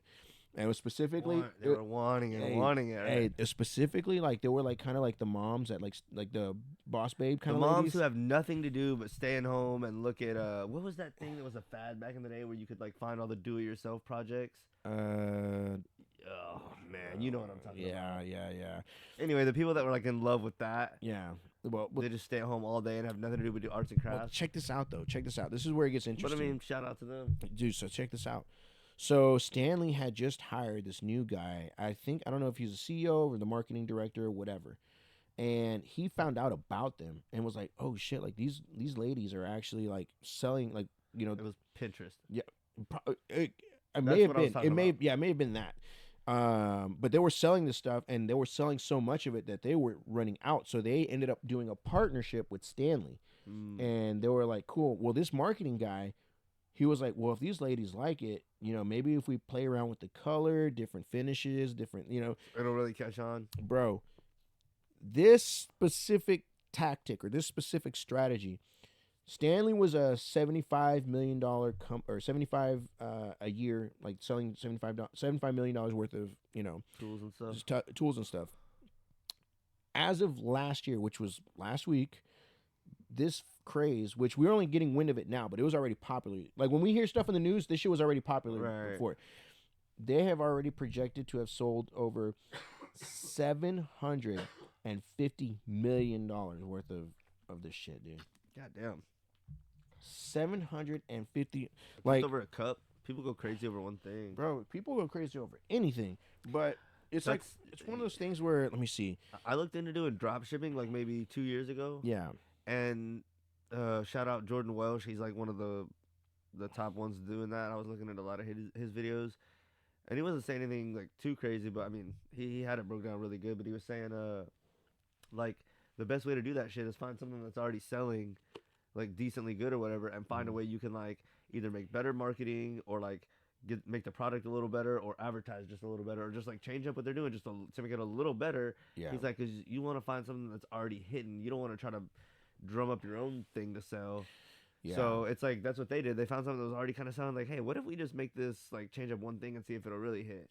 But it's like absolutely that makes sense. But then you start to rack your brain like, man, what's something that people like would go crazy over? You know what I mean? Like we use tools, and I feel like there's a lot of tools that are getting made now. I feel like, and I've only been in the trade less than a year, but I feel like right now the big thing right now is totes.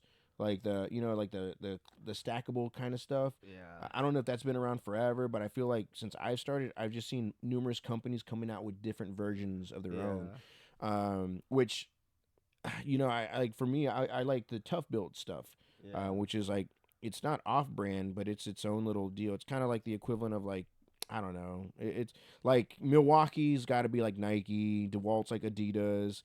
You got your different brands. Tough build to me is kind of like I don't know, like that up and coming shoe that people. They don't have any power tools, do they?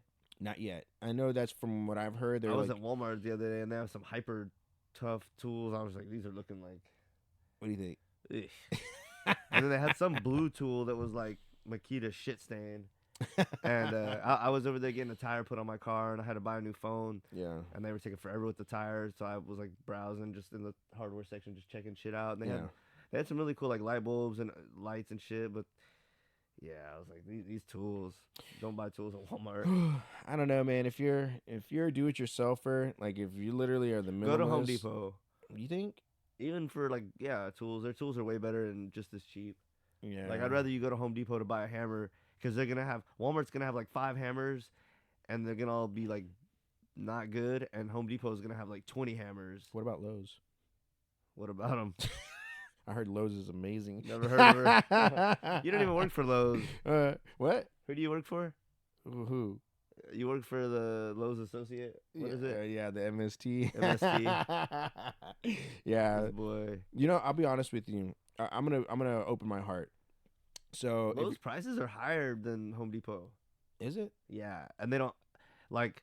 I noticed I've noticed it over and over, but when I really noticed the difference is when I went to help a homie move one time, and I thought, oh, I'll just go to Lowe's and like buy some straps because Lowe's is like right here. Yeah. And like they had a little less selection, and like the cheapest straps that I buy at Home Depot, well, the ones that the price point that I like is like it's like $15 or $20 for like 4 husky straps and like good quality. Right. But like to get the same kind of item at Lowe's was like it was probably like 30, and the straps were not the same quality. Like one of them broke when we used it. Yeah. Well, you know you can get your money back. My homie did, but it's just like I fuck with Home Depot. All right, so I'm gonna open up. They're owned by the same people, I think. I'm about to open up my heart to these people. I'm gonna tell you too. So for those of y'all who don't know, I've been doing electrical for I think March will be my 1 year into the trade, and before that I was in real estate, and I had been in real estate for like 5 years, and it was a good run. I enjoyed it, made a lot of connects, whatever.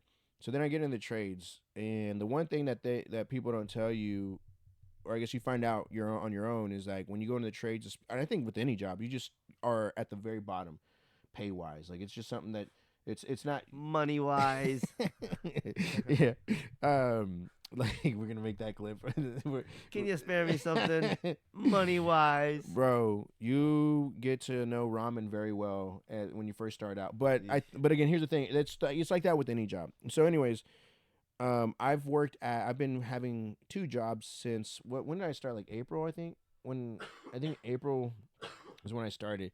But I've been very reluctant to let people know that I have a second job, like my own. Like you know what I mean? Like I don't post it on Facebook. I don't talk about it. You don't talk about Lowe's? No, not at all. And it's to be honest with you, it's a little embarrassing for me, especially because I was like, man, I was making decent money when I was doing real estate. And when I got into the trade, I quickly realized, like, just based off this, I'm going to need to get a second source of income to kind of help with that. But I've never told anybody, like, none of my friends, like, I don't mention it. Like, it's because it's like, to me, it's like, it's embarrassing, especially at my age. I'm like, dude, I should already be established, but whatever. Then one day, and I'm not going to out this person. I don't know them on a personal level, but I do. I went to school with them, but I went to Panda Express and I saw this individual in the drive-thru, and I was like, "Whoa!" Like they were working there. They were working there. At my age, like working at Panda, and immediately she just kind of like, "Oh, like, you know what I mean?" Like, "Oh, damn!" Like, yeah. And what'd you say? What'd you do? I was like, hey, I knew who they were, and I was like, hey, hey, what's up? And real quickly, she did the exact same thing that I do when people that know me at Lowe's. What do you do? I go, oh, this is part time. Like, you know what I mean? Yeah. She was like, yeah, I have this is in my like. I was like, hey. It's okay. Like I'm in the same boat. I'm literally at Lowe's. You told her? Yeah, I was like, she was like, oh, like she was real quick to end the conversation because she didn't want to Yeah. But I was just like, hey, I mean, yeah. It's like I said, this is one of the most humbling experiences in my life because I am working 2 jobs, and unfortunately because of it, I don't spend as much time like I would with my family. So anytime that I can, it's that much more meaningful. But I'm like, man, like I don't, and I like the company. I love it. Like my coworkers are badass. All of them are cool as hell. But I just don't tell anybody because I'm like, it's not exactly something that, you're like, man. Yeah. But I know it's temporary, so I don't really dwell on it too much. But like if I see somebody, and I don't even do this just at work. I do this in general. If I see somebody that I know from school, bro, I dip. Like I don't remember the last time I ran full speed in my life, but when I see somebody that I know, bro, I'm gone. Like I don't want to say hi to you. I don't want to. Did I tell you about that story about that time that I saw this one girl at my job? I've told the story numerous times. There was this one time I was working at IKEA. Man, I got so many jobs. Damn, I need to stop. but I was working at IKEA, and there was this one chick that I saw I was working in the warehouse at the time, and her name I'll make it up because well, if I get out, her name was Jasmine, and I saw her. And I had class with her. I went to high school with her for a little bit when I was at Stony Point. And I was like, oh, dude, I was so stupid. So I saw her, and me thinking like I was in the same class with her, 10 years before, she would have been like, oh yeah, hey. I go to her, I'm like, hey, is your name Jasmine? She goes, yeah. Like she kind of freaked out, and I was like, oh, hey, it's me, Josh. And she's like, who? Hey, I was like, who? Like, it's me, Josh. Like, I let you use my headphones. Like, we shared the headphones. We were in class. Like, we were cool. Like, she was just like, I don't remember you. I was like, damn. Like, really? Like, so, bro, I'm trying. That Austin shit. Bro, I was like, really, like, I was like, Jasmine, yes, we had this class, this and that and that. And she was just like, dude, I don't know who the hell you are, right? Well, as I'm trying to explain to her like who I am and trying to like regenerate those memories and stuff like that, and it wasn't like on a romantic level or anything like that. Like we didn't date. I mean, she was like we were cool. Her husband approaches us, and he's like, "Who? What's up? Who the hell are you?" And I'm like, "Oh, hey man, my name is Josh. I went to school with Jasmine." And he looked at her, and she looked at him like, "I don't know who the fuck this guy is." And I was just like, "Oh, dude, like." Huh. Bro, if there was a bomb to have gone off, I would have appreciated at that particular moment. Like if somebody would just like blow this place up, that would have been that would have been clutch because dude, I wanted to just die there. It was so embarrassing. Like I was just like, all right, well, it's nice to meet you. And I was just, bro. So anytime I'm in public, whether it's Lowe's or if we're doing like you just need to learn how to be mean to people. Oh, they'll remember you real quick, huh? Yeah.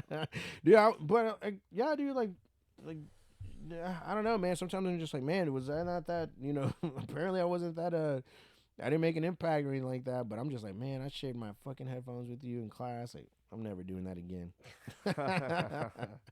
Yeah, dude. But, yeah, man, so, yeah, like I said, Savannah Soto, we'll find out, what's going to happen with the details when they come out. And yeah, the other thing I wanted to talk about, and this is kind of my last stuff was, so back in the 90s, there was this Pepsi ad. And I don't know if you remember, they used to have the Cola Wars back in the day. It was like a taste challenge. You had to drink a soda, and then you drink another one, and you're like, I like this one. And people would be like, oh, it's Pepsi, oh, the Pepsi challenge or whatever. So anyways, back in the day, I mean, even till now, if there's soda companies have been at war, right? So Coca-Cola's always been the dominant one. Just always has. And Pepsi's always kind of been on the heels of it. I mean, people know it, people drink it, but it's just not as, the market share is, more favorable to Coca-Cola. So in the 90s, what Pepsi did was and this is a documentary on Netflix for anybody who wants to watch it.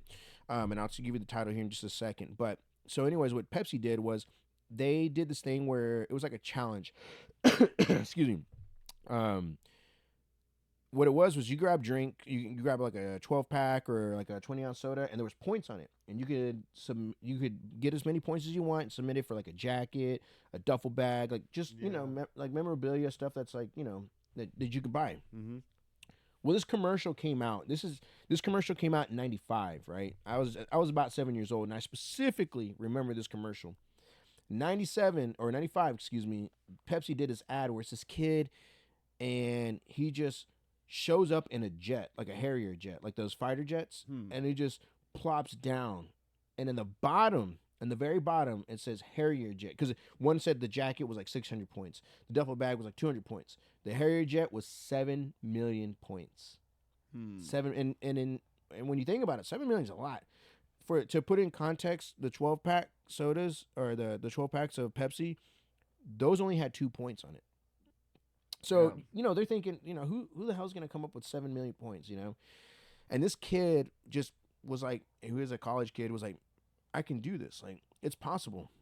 7 million is a really big number, but then you got to think, okay, well, how do I do this? So only buy this drink. So what he did was he found this guy who had a shit ton of money, right? It was an investor. And so he presented to him like, hey, we need 7 million points. So the guy was like, well, that means we have to buy X amount of 12 packs, X amount of sodas and stuff like that. And they got to figure out the logistics. Like, where are we going to put this soda, right? Because if we buy this much to get this jet, because the jet was like, it came out to like, if he was to do the math on it, it would have came out to like, I don't know, $3 or $4 million, maybe 7 million, something like that, right? And so what they ended up doing was, they're trying to get money to where they can get this jet. All they need is get those points. So what he does was he reads on the back of a pamphlet, and it says you can actually buy points. So then they go, oh, so instead of it being like 7 million, it came out to like $700,000 for a $34 million jet.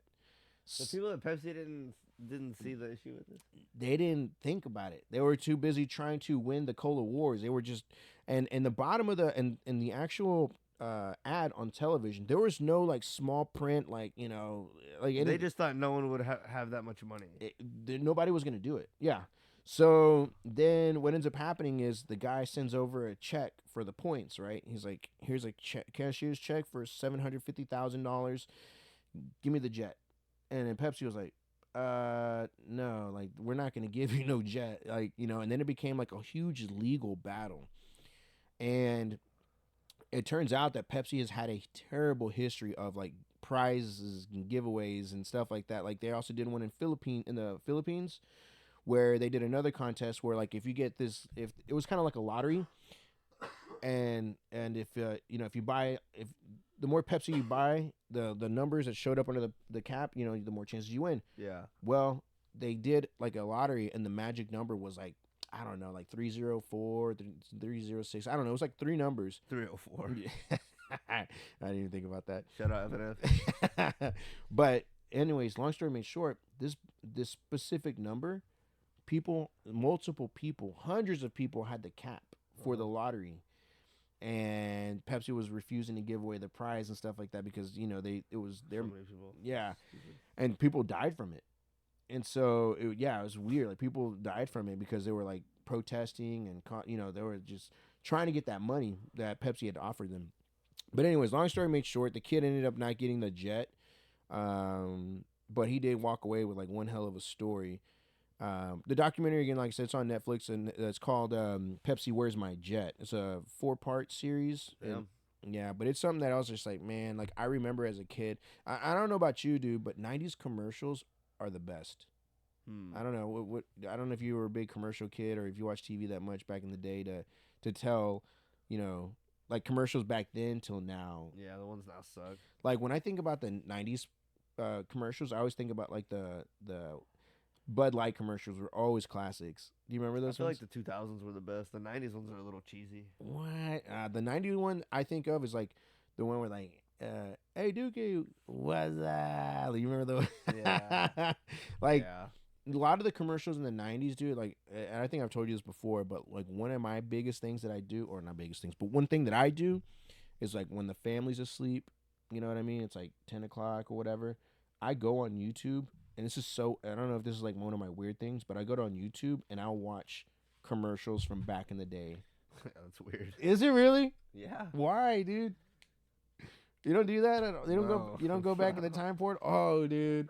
I go to commercials. I go to like old wrestling competitions like WCW. Like, yeah, people go watch old like videos and shit, but not old commercials. Oh, dude, commercials are the best, man. Like, there's some commercials out there that like, people like go watch like old throwback, like old All-Star games and like old music videos and like old movies for sure, but like old commercials. Oh, dude, commercials are the shit, dude.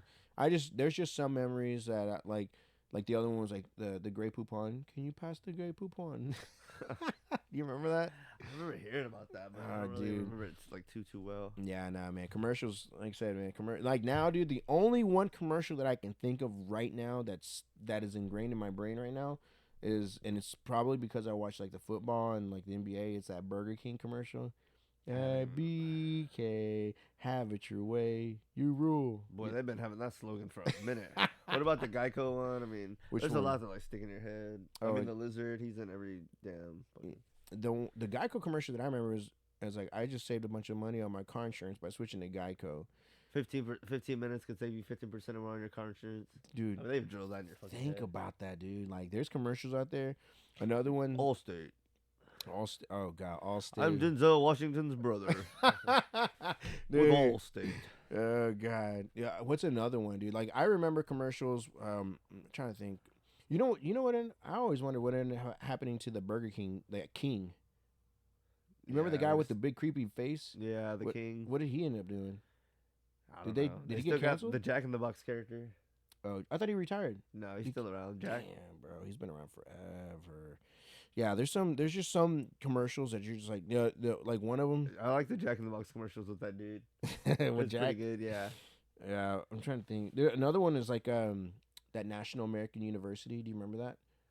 They'd be like, get your master's degree in 4 weeks, and then What was the other one? He's like, you're on the couch right now. oh, that's you're not doing Everest. anything with your life. Bro, that Dude, guy. I I wonder would be where like he's at. 15. Like, can we get back to Pokemon or whatever the fuck I was? You're sitting Dragon on the Ball couch, Z? you're looking at yourself, and your life's passing you by over and over again. It's like my summer nights passing me by with your ass. I'm supposed to be Bro, chilling. that guy made me feel like a piece of shit. Your Like, life's passing you by. hey, but you know what ended up happening, right, with that school? No, what? They shut down.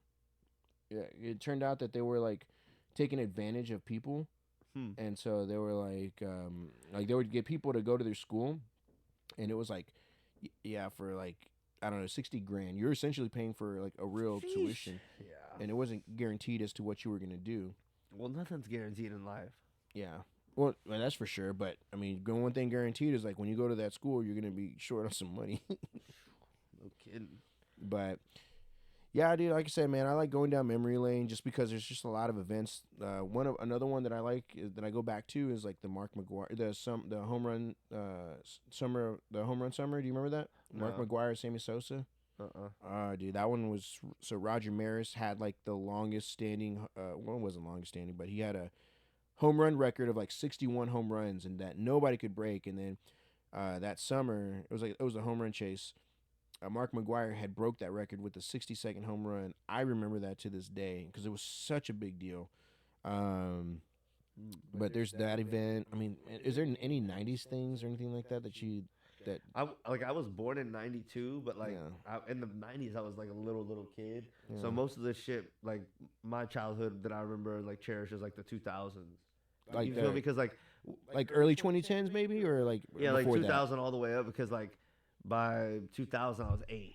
So like I remember a few things from the '90s, but when I really remember shit like from 8 to 18. So would MySpace be- was kind of like your big catapult. Yeah, but I wasn't even on MySpace because like when I was growing up, like my parents were pretty strict. But I remember like nights my dad would watch sitcoms with me, so that's like the culture shit that I remember. So like King of Queens, Everybody Loves Raymond, Seinfeld was like a little late, but we kind of got into that. Yeah. Like shit like that. And then he would show me some like real old sitcoms, like way Married with before- Children. Huh? Married with Children. No, he wasn't into that weak ass. Like we would watch Home Improvement. Oh yeah. But like Andy Griffith was like the real old one. Oh, That one's yeah. like old. Oh, It's so black then and you white. watched that and I Love Lucy. We didn't watch I Love Lucy. Really, Andy Griffith. Happy was, like, Days? the main one. Nah. What? You never watched Happy Days? You You remember that one? You know what I'm I've talking heard about? of it. Yeah. With Fonzie. Yeah. Hey. Yeah, dude. So I'll take it to 2010s, dude. I'll be honest with you. 2010s, like early 2000s, man. That was kind of like my teenager years. Yeah. Like I was like, let me see, at 20, I'll say 2010, I was probably already. But like I remember falling in love with like the NBA during that time, like watching AI and Kobe and Shaq and Tim Duncan and Robinson and like the Spurs when they were good. I remember all that shit, like Manu and Parker. Yeah, and I remember when Parker really didn't have that much of a jump shot in the beginning. Like I remember all that shit. And, like I remember that shit. I remember when they had like, you remember when they had the Oberto for the center with that long rag? I mean, I remember all the stages back then, and like, you know, I remember when Ime played with them for like a year, and all, you know, I was watching like a fan all those years, and so basketball was like a huge part of that time for me. Which player do you wish could have been on the Spurs just one time? I didn't think like that because as the Spurs, we were so spoiled. Yeah, but you don't think there's like one player that would have? If I could have wished for one thing in the 2000s, I wish in 2010 that Kobe and LeBron could have played like in the finals or something, because that would have been cool. But, together or against each other? Well, against each other. Oh, okay. Because that was gonna happen, but it just never did. Man, I kind of would have been cool to see Derrick Rose with the Spurs. Nah. I wish he wouldn't have got hurt and he would have got to win. He's gonna be the biggest what if in NBA history. Yeah. He's going to be one of the biggest what ifs. Because it's like with Charles Barkley, we know he didn't win a championship, but we knew he was a great player. Yeah. And with Derrick Rose, not to say he's not a great player, but he was just. He's just. We will never know what his full potential was because of his injuries. And it's just it's sad because, dude, it's like, man, like he was destined for greatness. I mean, it's just unfortunate that he just was not able to stay healthy for, for as long as he was. But as a Spurs fan, like I said, I've seen it too. I mean, I remember when David Robinson and like Tim Duncan were playing together. Sean Elliott, like I watched the Spurs like in the late 90s. I remember the Bulls dynasty as a kid. Like there's just a lot of, like I said, and it's so funny too because you look at the game back then versus now, and they're two totally different like styles. It's not totally different though, because like even when I came in, like watching in the 2000s, it was still just all pick and roll, and that's still all it is now. Well, I guess what I'm saying is it's not that different, bro. I'll put it to you this way. It is different, but it's not. I mean, it's still. I'll put it to you this way. I'll take back what I say and say this. Back then, I don't recall being like highlight players to where they're at now. Like for instance, like when you think of like John Morant, you didn't think of that as like with any other basketball players back in the day. Like back in the day, they had teams. It wasn't like an isolated player. What about Allen Iverson? What about him? I mean, he was pretty much like John Morant. We can. I'm talking about the '90s. Like I know he was in the '90s. Well, I mean, people. The main thing that has changed and is like almost irrefutable is like they shoot way more threes now, and because that a lot of people are like better at threes. But, like, other than that, I don't think. And it's like less. It's like the physicality is different, but like. I mean, there was the talent level. I don't think it's changed. People always try to say that. I just don't think it's true. You don't think so? No, bro, dude. Go back and watch an All-Star game. From like 2001 or 2. I just saw one like a month ago. There's Vince Carter, Allen Iverson, Kobe Bryant, Tracy McGrady. I mean, there's just crazy talent. People that are leaping out of the gym. Yeah. And how many out of those? How many won the championship? I mean, there's championship. People like that I'm not naming, and like Tim Duncan's on there, Shaq's on there, like it's everybody, bro. I don't know, man. I just feel like back in the day, it was more raw and rugged. That's the way I feel. But that's just the way I see it. It's like it was still talent. The talent nowadays, but here's the thing: nowadays, like, and we talked about it last time with the Cowboys and the Lions. Like a lot of the refs and officials, dude, are messing up so many games, dude. It's getting out of hand. And to me, it really blows my mind that there's not like a real strict penalty for the officials to endure, like, you know what I mean? I think there is. We just don't see it, or it's not in our face, so we just think you can't even talk about the officials because then you get in trouble for talking about them. Well, if you're a player, yeah. Who else is gonna complain? Like the players, like if it affects the outcome of the game.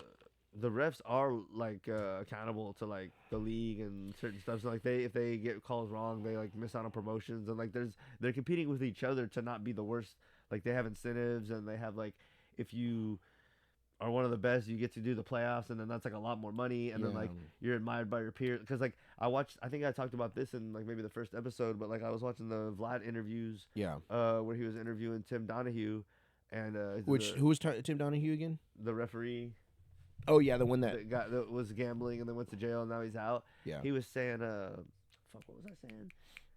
That there was the officiating. There's not really that much. Oh, he was saying that like they have like incentives and like you get reviewed on like how many wrong calls versus everyone else, and like they have a ranking of all the people at the end of the year. Right. You don't want to the bottom. He's like, no one really is the bottom 2 or 3 out of like 100 are the only ones at risk of getting fired. So he's like, there's a competitive thing not to be the bottom Right. 2 or 3 guys. Which like, that all the makes wrong calls. that makes sense. Right. And then he's like, the top guys get paid more because they get to do the playoffs, and it's like Mhm. a prestigious thing. Everyone wants. All the guys want to do the playoffs, Right. and get to the finals where you really get that check. So he's like, there is competition to get it right and not be wrong. Yeah. And he even said, and the FBI guy that was like heavily involved in his case backed him up in the book that he wrote that said he never made a call that was what the league didn't want him to make. Right.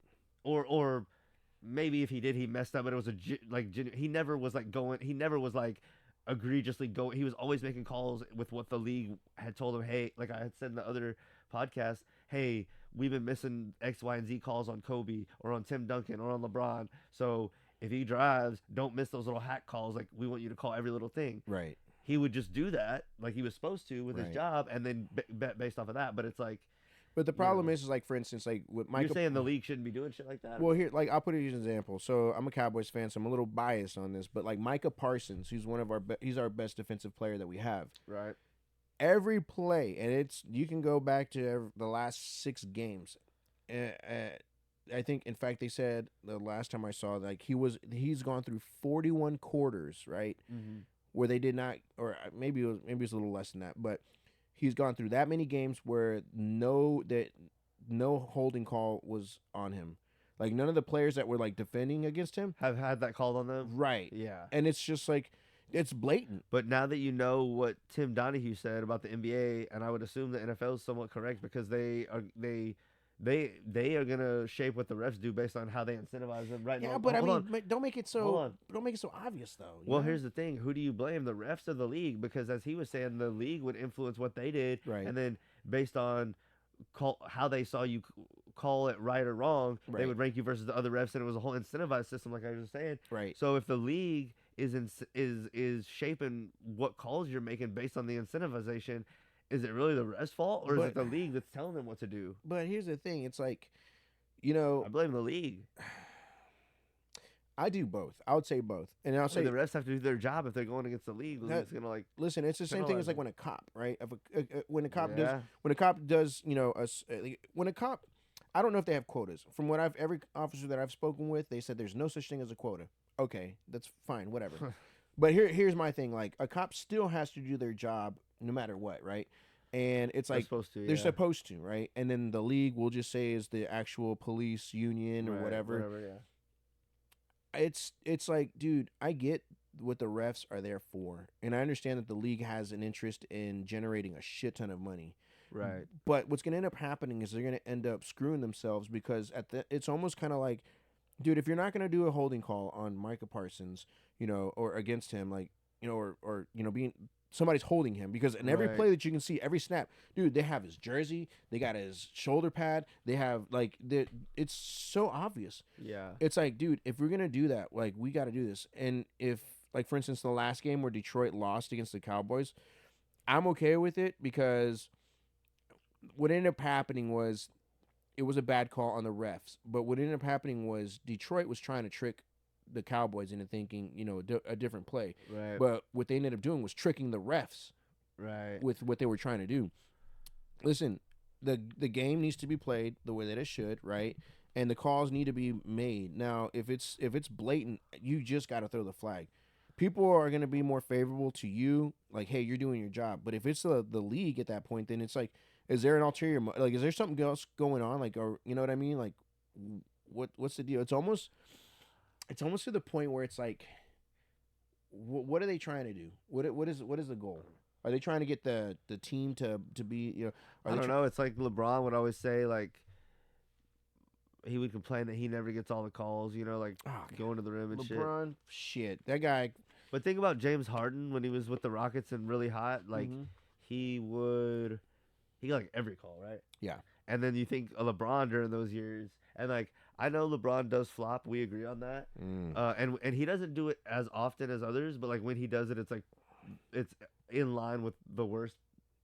That when he does do it, it's like it's he goes over the top just like with the best of It's them. a Not more than the best of them, but with the best of them. yeah, no. So, but my it's point, art at this point. my point being, like when James Harden was at his height during those 2 or 3 years in Houston, or maybe even a little longer than that, Mhm. and he was getting all the calls. Like if you look at LeBron during those years, and I watched him, especially when he was doing that stint with the Cavaliers after Kyrie left. I watched those Right. games with him and JR and those boys. Yeah. There was a lot of times when he's driving to the rim trying to do a layup, and they hack him here, hack him there, little stuff, and he doesn't get the call. Yeah.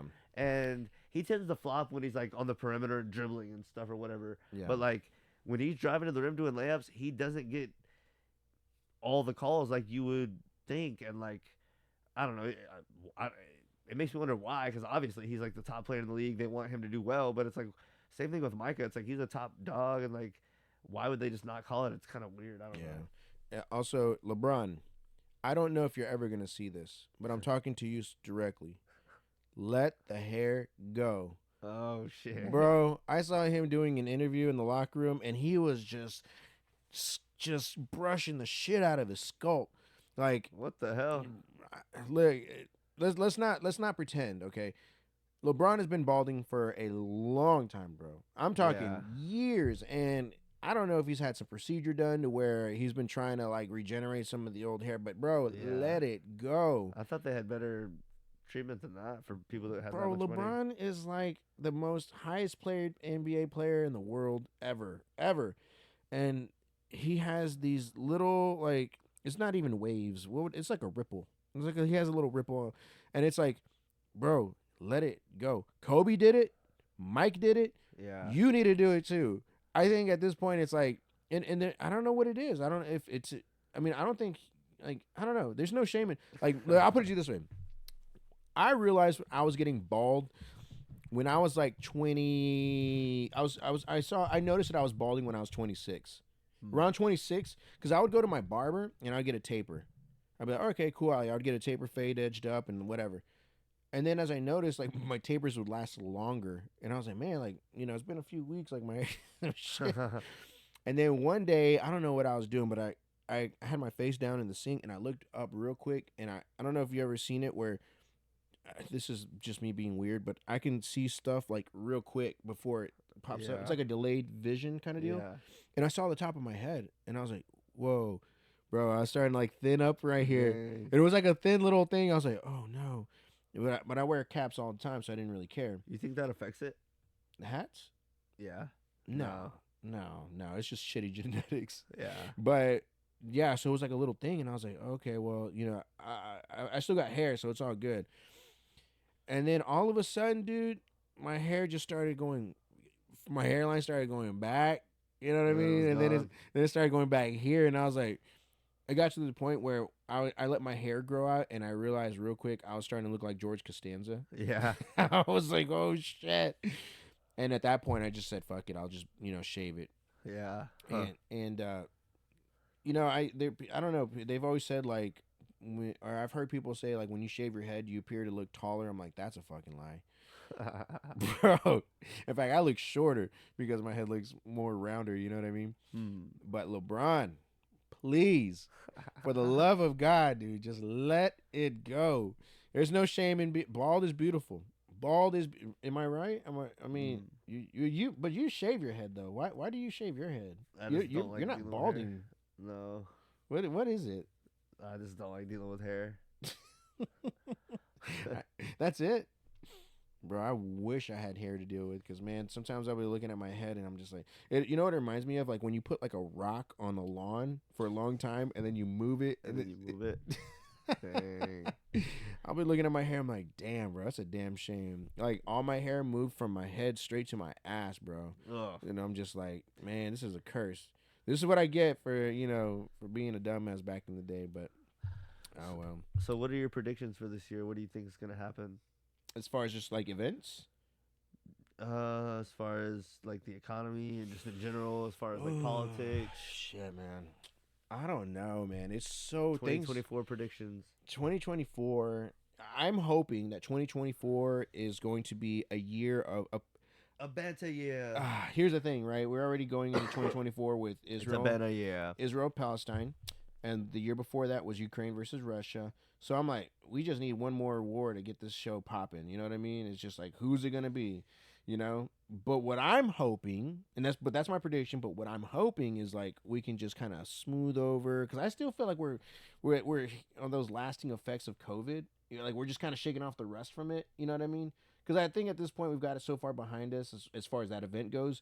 Like we're like, okay, like everything's kind of not chill, but you know, it's kind of back to normal. Yeah, we're whatever it finally was. getting back to normal.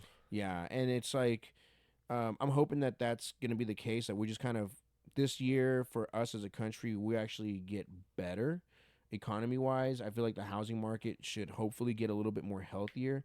And we just got to be a little bit more mindful of how we spend. So for those of y'all who have less than $1,000 in your bank account right now, my biggest suggestion would be to take out $80 or $83, 80 something dollars from every check and put it in your savings. Why 83? Because that's a good number. Oh my goodness.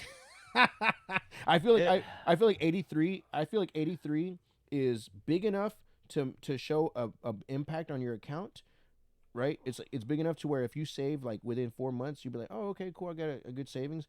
And it's not too small, because it's like if I save like $20 a month for like a year, I'd be like, yeah, it's like fuck, I could have just, you know. So I feel like 83 or like $80 is that good number where it's like it's not too much, but it's not too little. I wish they would, like, I don't know, I have mixed feelings, but like they're like the inflation in this country is getting worse and worse, and I think it's gonna have to happen no matter what, because the rest of the world already lives with like their poverty is like way worse than our poverty here, Right. and like their poor is way worse than our poor here. Mm-hmm. So like when you let all those people, like you always hear world economy. I think that's more and more true. And the more those people come to this country, and the more just even if they don't come to this country, just the more the world economy gets integrated fully. Right. You're gonna see, like, it's only natural that like the poverty line is gonna meet a mean.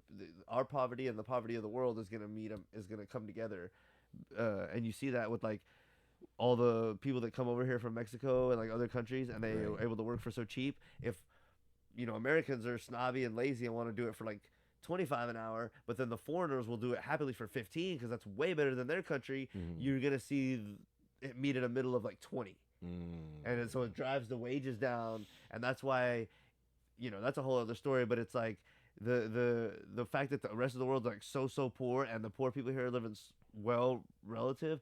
I feel like that's gonna continue to come to a mean or an average.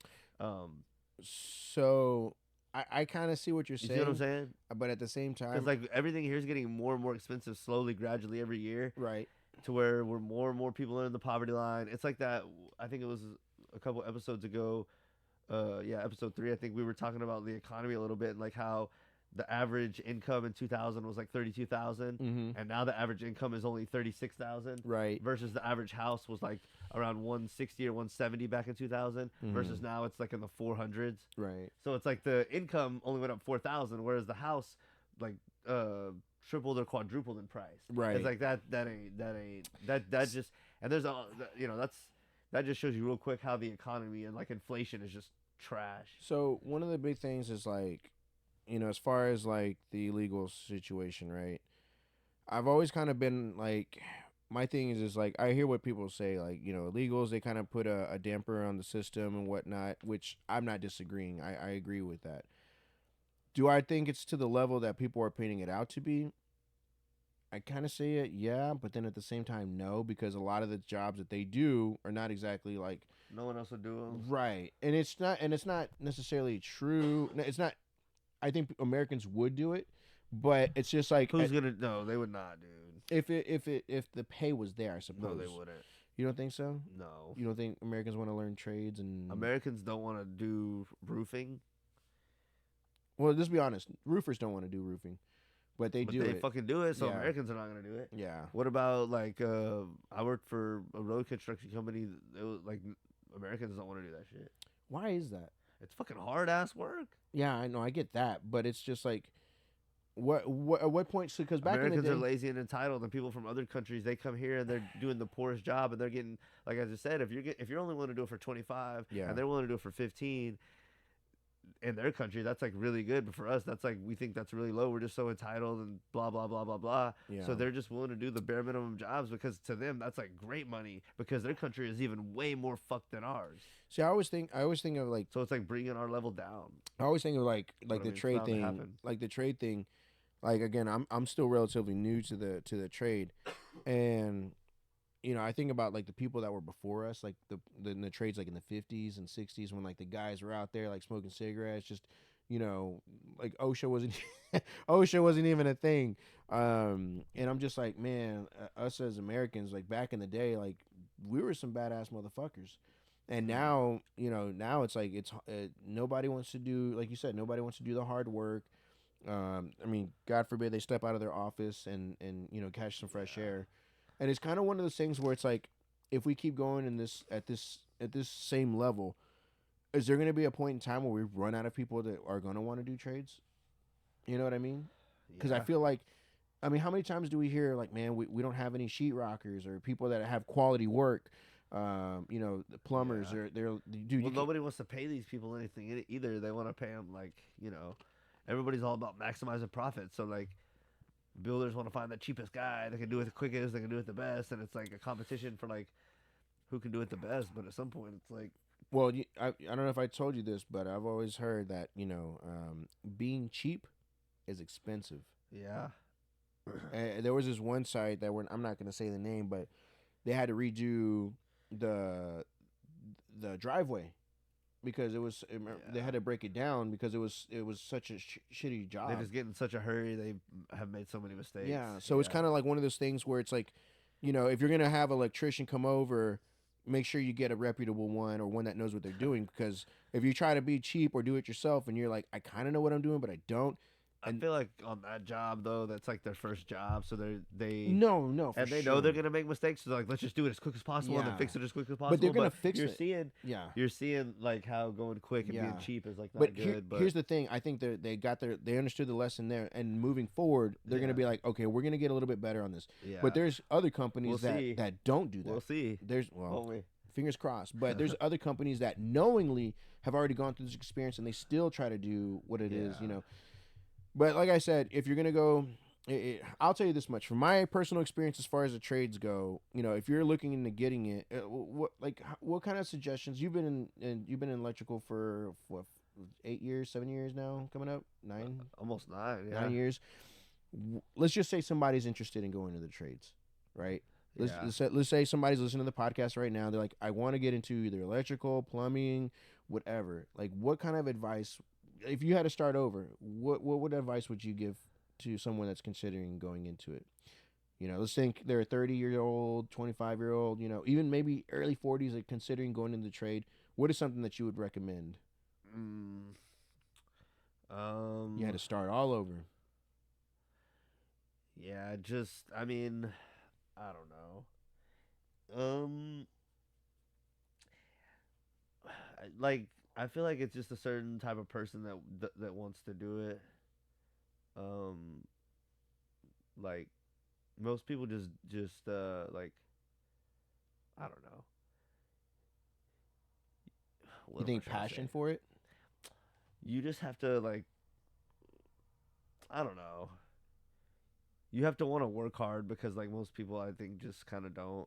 Yeah. You almost have to, like, enjoy working a little bit, but I don't think most people really do. But and like obviously the earlier you start, the better. Right. But yeah, I mean, you just gotta want to work, and but most people just would rather like do a computer job or like deal with people. But it's like if you would rather not do those things, Yeah. But yeah, just get started early. I would honestly do plumbing over electrical if I was gonna do it again. Why plumbing? Because like. Because that's a lot of shit you're dealing with, literally. But plumbers are in such more high demand than electricians that you get paid more and you can call more of your own shots.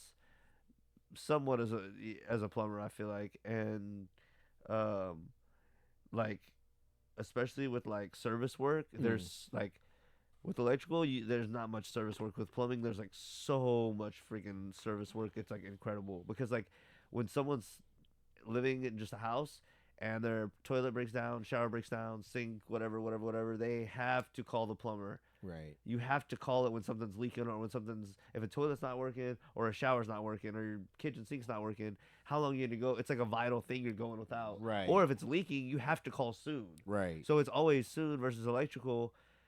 It's usually if something breaks, it's usually a plug you can go without, ceiling fan you can go without, light you can go without. You can just buy a little light or something, plug it in somewhere else, run an extension cord. Electric, or it's an addition. You can just go. It's like an elective thing where you can either get by without it, or it's an add-on or something you would want but you don't need. Right. Versus plumbing, it's like a need. When that thing breaks, you gotta have it. Yeah.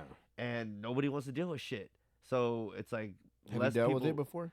Plumbing? Yeah. I have helped my brother with stuff here and there, bro. It's just like it's work is work is work. I don't Yeah. care about getting dirty and doing hard shit. It's Oh, I know you don't. yeah. No, you get it. So I you get should have in done there. that, like, because you can. I mean, there's some plumbers that are like boss hogs, and like Yeah. the plumbers are just like more like they're even more like roughneck and like blue collar than electric even. Like they just don't give a fuck in general. Yeah, I think I mentioned this before. I was looking into Shout plumbing. out all them first plumbing boys.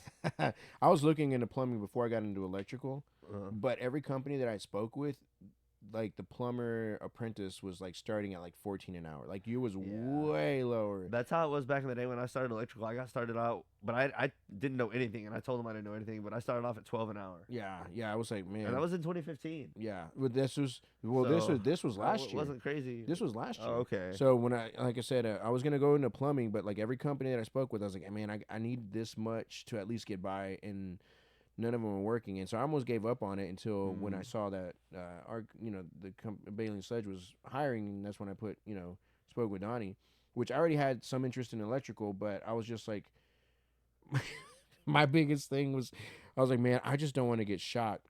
But after you get shocked for first few times, It's not that bad. it's not that bad, but it definitely doesn't tickle. It's like it's like I've gotten hit like probably like a handful of times, and each one of them is just like, it's like to me it's like the equivalent of like pulling, when they had that little gag with a stick of gum, and it would just like it was kind of like that now, but just to a little bit higher degree. But it didn't hurt. The only thing is just like if you're gonna do with like the actual like panel and stuff like that, you really can't fuck around on that. Like you gotta be careful with it. But yeah, like I said, it's just kind of like I'd like to see like for a presidential candidate be like a blue collar guy, somebody that was. But here's the thing, if we get somebody like that, they're gonna be so politically incorrect. It's just gonna be like I don't even think most of the country relates to that or ever has. So I don't know if that would work. But imagine that though. Imagine there was some guy that was able to like spike. Kind of like that inner man that you always talk about, like to get that guy, be like, hey, y'all got, get off the computer, go outside, let's work. I think too. I think if you did that, bro, if you started a revolution where you made it cool to go outside and get, like, dude, you could change that's the the world. hard thing. I mean, people don't want to do the hard thing in majority. But what I was gonna say is like I think. What were you gonna say? Oh, I was just gonna say, dude, like if you did that. Bro, and you brought out the inner man. Don't you agree that the people don't really want to do what's like hard? I don't think they know what hard is. Yeah, they do. No. Like for instance, it's even hard for me to set new good habits. So I can only imagine the normal person who's not even trying or thinking or wanting to. It's like that my discipline has really. I need to get my discipline back on point to satisfy my personal standard. Yeah. But like, I can only imagine an average person that's not even thinking about improving or like wanting to or trying to. No. It's like much less trying and failing or like and trying again. But it's like, bro, the average person, like, I think if their back is against the wall, it's gonna it's if it comes to a push you or think shove. that's the point we're at? I think it's what we need. Yeah. I think it's got to get to the point where it's like, sadly, like if for instance, like if like all these IT guys, like I always give them shit because like they're inside, but they're actually very disciplined. Like the IT guys, they read books, they have structure, Good ones are, they know what they're doing. And if they were to take those technical skills and then apply them to their physical stuff, I mean, they'd probably be some badasses. Yeah. Sometimes it's the way the mind works. Like, like what you're interested in. Some people are just not interested in that. But it would be good to see an overall push to that. But but that's what I'm saying. If you start a campaign like that, dude. Yeah. Like Logan, If you go out there and like, hey guys, listen, I know. I think fitness did make a push, like when social media started, because it became cool to like work out and stuff, and it kind of did make a push. I think that's as big as it's ever gonna really get in the foreseeable future. With like you said, without it getting like a more dire situation. Yeah. But I think, real quick, I Yeah. think it has gotten to a dire situation. Like, I don't necessarily want to delve into this whole thing because we do it every time, but like, as evidenced by that and by all the dating and red pill shit, I feel like the dating situation has gotten to such a dire point Right. that recently, like maybe the past 2 or 3 weeks, and it could be just like me anecdotal and not really anything yet, but I'm starting to get like an inkling of feeling that women, and it really wasn't women, it was society telling women what they wanted, but they were telling men and women, society was telling us, women want a man that does X, Y, and Z, and most of it was like kind of soft stuff. Right. And be it as that may, What kind of soft stuff? Just so that way you know, I can like follow. they would say, like or be open to your emotions. Okay, gotcha. Have emotional intelligence. You know, you don't have to cry, but like, don't be such a toughie all the time. Don't be so machismo. Like, Right. you know, have a conversation with me. We're equal. All these like things to kind of like make men like just, you know, open them up and kind of make them more like gradually like just softer and whatever. Yeah. Anyway, they told men and women that like women want like a romantic, caring, responsive, all this stuff, man. Right. And they're like, they do, but they like overemphasize it to like really just push men that way. Right. And like when women, I think for a good 10 years now, or since around 2010 or a little after till now, men have really, I think, would you agree that like men are softer and like more, they're filling that role more, like they changed to fill that role. Right. No, I agree. And I don't think women like it now that they've got that for several years. I think women are saying like, you know, we thought we wanted this, but like, and I could be dead wrong, but I feel like women are starting to like get sick of nice guys. I think I've always been sick of nice guys, though. But for the last like several years, it's been like a whole thing of like, we want nice guys and caring guys. And I think finally they're saying like, you know, that sounds good on paper, but like, and I could be wrong, but like, oh shit, there's some things that sound good on paper. When you practice them out, yeah, they, you know, it's not good at practice. Yeah, no, I like communism and shit. Yeah, no, I see what you're saying, and it makes sense. And the thing is like, in order for us to kind of, I don't want to say erase, because you can't erase that time frame of when dudes did that. This next generation behind us, which is Gen Z or whatever it is, I don't even know what's up with them. They're still figuring themselves out. But see, they don't. We had and I don't want to talk trash about them. No. Here's the thing: we had a generation with softies like that. Like we were trying to like, and then I was even part of that shit where we like treated women a certain way. Now these people after that, we're seeing that, and so they don't have a good example of what to do. So they probably don't know what to do. Yeah, well, that's what I'm saying. Like, so this next generation of guys, right? These guys are gonna have to. I mean, we set the bar so low. I mean, them doing push-ups is actually like, like starting off with some push-ups, they're already winning. So I would say this: it's like if you're a young guy, I'll say under 25. If you're under 25, between 16 to 25, I don't know who's gonna be listening to this, but if you're 16 to 25, here's a few things that I would suggest. One, like Logan said last podcast, and I agreed with this, is like good. Get into shape. I'm gonna get a drink real quick. Yeah. I'm good. Water, soda. I'm good. Thank you. I would say this, and you can disagree with me on any of these points, Logan, if you hear me. But the first one definitely would be get in shape, be healthy, don't overeat. No, listen to your body. If you feel like you're gonna be getting too much, obviously you want to put the fork down. You don't want to be on my 600-pound life, having to get the police, to rip your house in half so that we can get outside. You don't want to be part of that. The other thing too is financial literacy. They don't teach you this in school. Unfortunately, it's a topic that I think purposely they don't do that because they want us as a country to be more about consuming, which naturally we are consumers, right? I mean, Amazon took off during COVID, but that's for another day.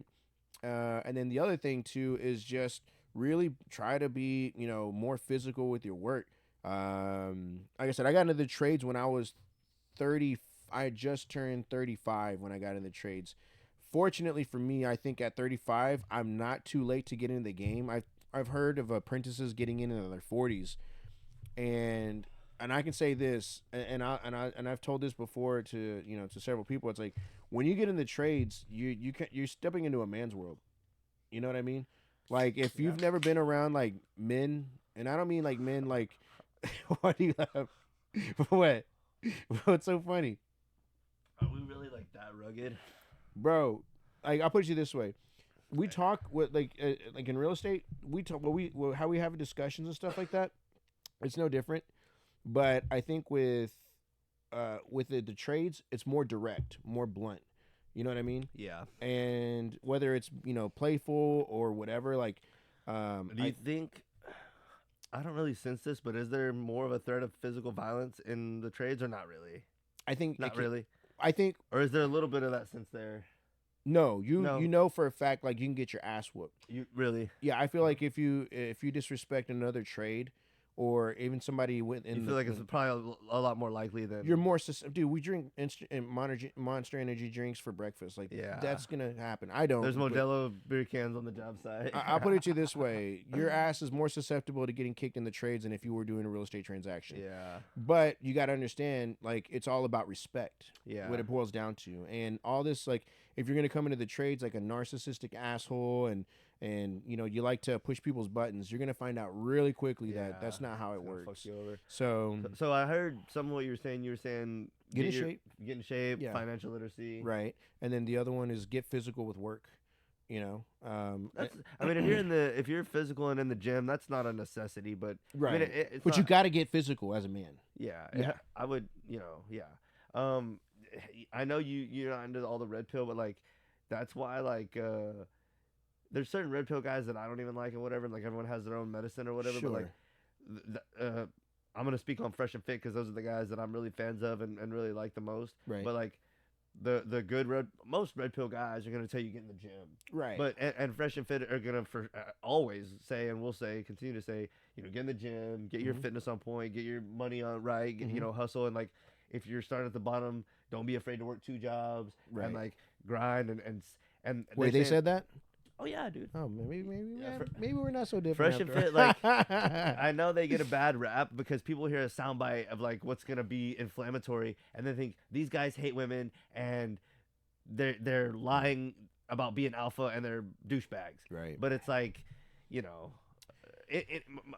don't want to get into the whole thing about them, but my whole point was to say like, they say get in the gym, Right. get your money on point, even if you have to grind and work 2 jobs, and if you're at a point where you're having to really grind and work 2 jobs, use that as motivation and really have goals in mind and try to really this is obvious stuff, but like they save your money at that point, Right. like really tighten down and try to grind so that eventually you're not working 2 jobs. Yeah. And then they also say get right with women and they also say if you're in that spot where you're grinding 2 jobs or really just grinding, maybe it's not the right time to date just for you because like it's gonna hurt what you got going. Right. And they also say like though when it is time to date,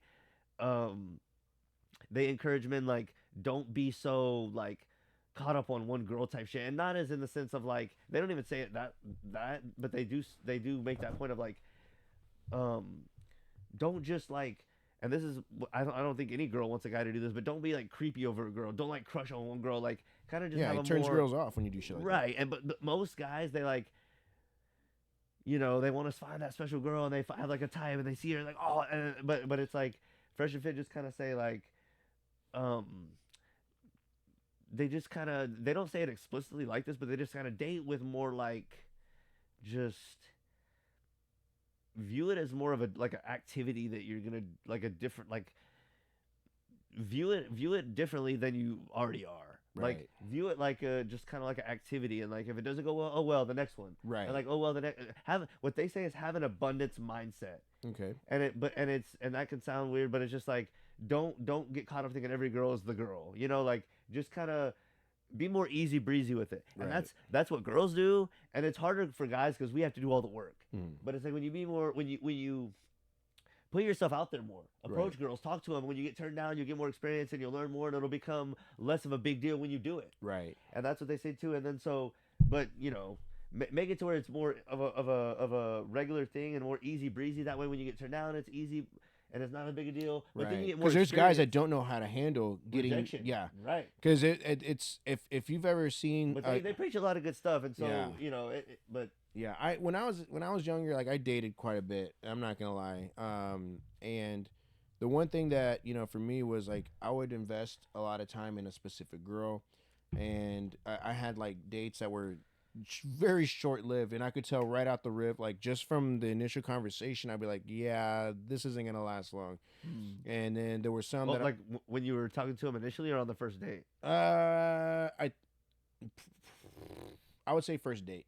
Because Because when you say initially, there are girls you invest a lot of time in, you mean before the first date, or like once you started dating, you invest a lot of time. yeah, and energy? yeah. Once I started dating, like there was a bunch you invest a lot of time. right, in. yeah, I would invest because I was like, we were compatible, we had a good time, Yeah. and we were clicking pretty well. Right. But there were some dates that I would go and I'd be like, yeah, no, this ain't gonna work. Like Right. you.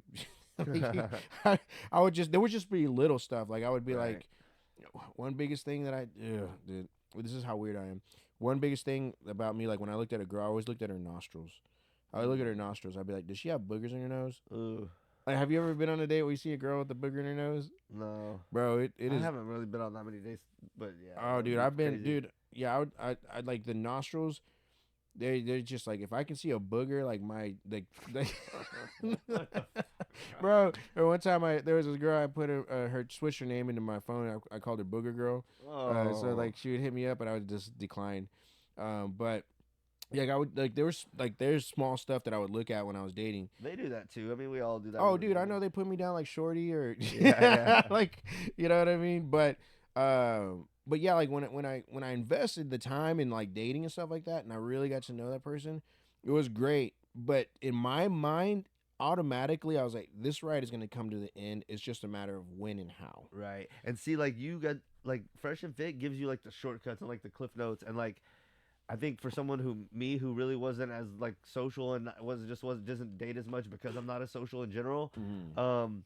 Like there's a lot of things I did gather, but like Fresh and Fit connects the dots with those things and then gives you more things. So Right. some of the things you were realizing, you would probably agree with some of the things they say. Yeah. And yeah, it's just I think it's good for guys to get that information because, like I was saying, like guys are the ones that have to like be the hunter. Like they have to Yeah. shape up and be a certain thing that women want, and then they have to go and get the women. So like if you're not good at it, it's really helpful to have help, and that's what Fresh and Fit's all about. Yeah. You know, helping So, the- but here's my thing, and this is where I'm gonna open up some more. Y'all guys are gonna get to know me pretty well at the end of the week. But like back in the day, like I was a player. You know what I mean? Like I would Yeah. talk to a girl, and then I would talk to like. What do you think made that like what am I trying to say? What do you think attributed that to the most? Like just something about how you are so sociable? I don't know because here's the thing. Like for me, I'm very me. I'm very sociable. Yeah. I can talk to a complete stranger. Yeah. And I mean, this isn't my issue now. Like I mean, that player in me died years ago. But the thing was like I was very sociable, and when I talked to a lady, it almost happened indirectly. Like I don't know if maybe they thought I was funny or maybe I looked good. I mean, back then I didn't look the way I do now, but stuff would happen like not on purpose, but it would just happen. And then I'd be like, man, she was kind of cool. Like, I'd like to just keep in touch with her and, see, just keep it cool. You know what I mean? But you can't, as a dude, and this is my personal opinion, it is very hard for a dude and a lady to like stay like on a mutual friendship kind of like a platonic thing. Yeah. Unless it's like business, then that's different because Yeah. if, you know what I mean. You're able to do that. But Yeah. when Guess who says that? who says that? Fresh and Fit. Well, but my thing was like I would like out the gate, it wasn't like a purposeful thing. It wasn't like me trying. Like, did I find them attractive? Sure, but I was like, nah, I'm not gonna. I didn't want to generate anything. Here's the unflattering like truth that they say. Myron and Fresh always say like it's unflattering truth, but it's like, what do we benefit from women as being their friend? Yeah, we want to have sex with them. That's the number one thing they provide to Well, us, and like that's not true for me right now. Like my any of my friends that are females, that is not the case. And I can tell you that straight, like with no issue. But sex is the number one commodity females provide to men. You're gonna deny that? Yeah, for me at least. My thing is this. I mean, I know things have changed for you, but just Yeah. in general in the world. For like a that's why back comment in the for- day, it was so when you were single, it was so hard to just be friends with a woman. Oh because, yeah, like, when I was single, yeah, I mean it was. you know what I'm saying? Like yeah. things have changed for you now, but like When I was people are single- single, you can't just be friends with a woman, and Right. man, because like we want sex from them, and like Yeah. honestly, like it's the hard truth, but like men are you have women friends that get along? Well, hell yeah, but like men are usually cut out better friends for men because Right. we know what the manly struggle is, Right. and like we find the same things funny, Yeah. and like we do find the same thing in common with women, but like we just know there's some jokes we have to tailor for them or just not say, Right. and like they don't understand the struggle of like going to work and like really working hard with their hands, and like they don't know what it's like to worry about providing and like the fear of like disappointing your family about not making the money. Like Right. they know about the money, but they don't know what that fear of like being dependent on and letting people down is like. Right. So that's what men have to share. Like, so it's just like men and women can be friends, but it's not, men make better friends for men and women, you know. But Yeah. No. The other thing too is like I think the other my other Achilles, if you will, was that I was very dependent. So like I would be with somebody, and if they weren't available, I'd be like, oh, man, like, okay, cool, like, this girl, and then I'd call her, Yeah. and then I'd hang, hey, what are you doing? Cool, I'll hang out with you. and the other thing is like men can help other men. Right. Women, is a woman really gonna help you move, or like if you have a side job, is she gonna help you? Like little things. It's like women friends are not like the same as. Well, Jada was a perfect example. Jada Pinkett Smith, she was like, with She's August, nobody's friend. With August, she was like, I was helping him and making it be like, no, you were sleeping with him. Yeah. My thing is this, like, back in the day, did I know better? Yes. Like, you know what I mean? And if I had to be very straight up front, like when I said, in my back of my mind, I was like, this relationship's going to end. It's just a matter of when and how. I already knew what it was. It was like, I just could not, I guess being faithful was a difficult thing for me. You know what I mean? Why? Oh, cause man, I just like at that time, dude, I just loved women. There was, you know what I mean? I was like, man, there's so many like cool chicks and hot chicks and this and that, and I was just like man, like I didn't, the problem was like I would get with one and I'd be like, man, I really like you, but I have a problem. I can't, you know what I mean? Huh. And the problem and the worst part about it was the chick that I was, I would be dating at the time. They didn't deserve that. You know what I mean? They were cool. They didn't give me an issue. Like they were really chill. I just could not, for whatever reason, be like, boom. And then of course now, fast forward now, and it's like things happen for a reason, but most of it was because of me, fucking up. So, is it cool to be a player? I mean, have your fun when you're young. I'll say that. But I think if you're going to do that, don't commit or try to pretend to tell somebody like, hey. It's not necessarily cool to be a player, but it is cool as a man to be like in charge of yourself and like maintain your frame. Mm-hmm. That's something, shout out. I mean, Fresh and Fit talk about it, but MLD specifically, that's part of like his little motto, money, muscles, frame, game.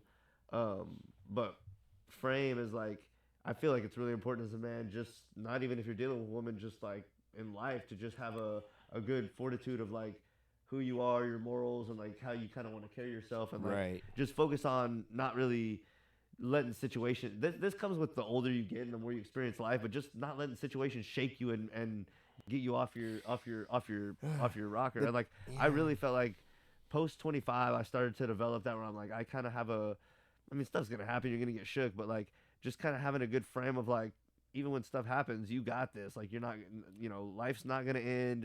Kind of just always having I got this attitude and like moving on. And like women love it, but even more than that, like it's important for your own mental and emotional to be like have good frame. Yeah, no, that's for sure. Like and the thing is too is like when you're involving yourself with so many women at once, you're susceptible to getting your ego crushed at some point or another, because you're like, man, I got this, hey, I'm a player. It like, depends blah, blah, blah. on how your frame is and if you're putting all your ego in like the women. But well, I'll say the most common men, they're gonna get their feelings hurt, especially when one of the girls that they were with that let's just say they had some like really like a good connection with, but they couldn't, like for me, you know what I mean? I'd be like, oh, I really like this one. and then she ends up finding somebody later on, and you're like, damn, you know what I mean? Yeah. But that's you got to just charge it to the game. Yeah. Yeah, it's one of those things you just take it on the chin, but it's just like, ugh, like, and as a guy, I'm gonna tell you right now, any person that's told you, I just want to see you, happy, even if it's not with me, well, that's the biggest load of shit I ever heard. Yeah, that's a lie.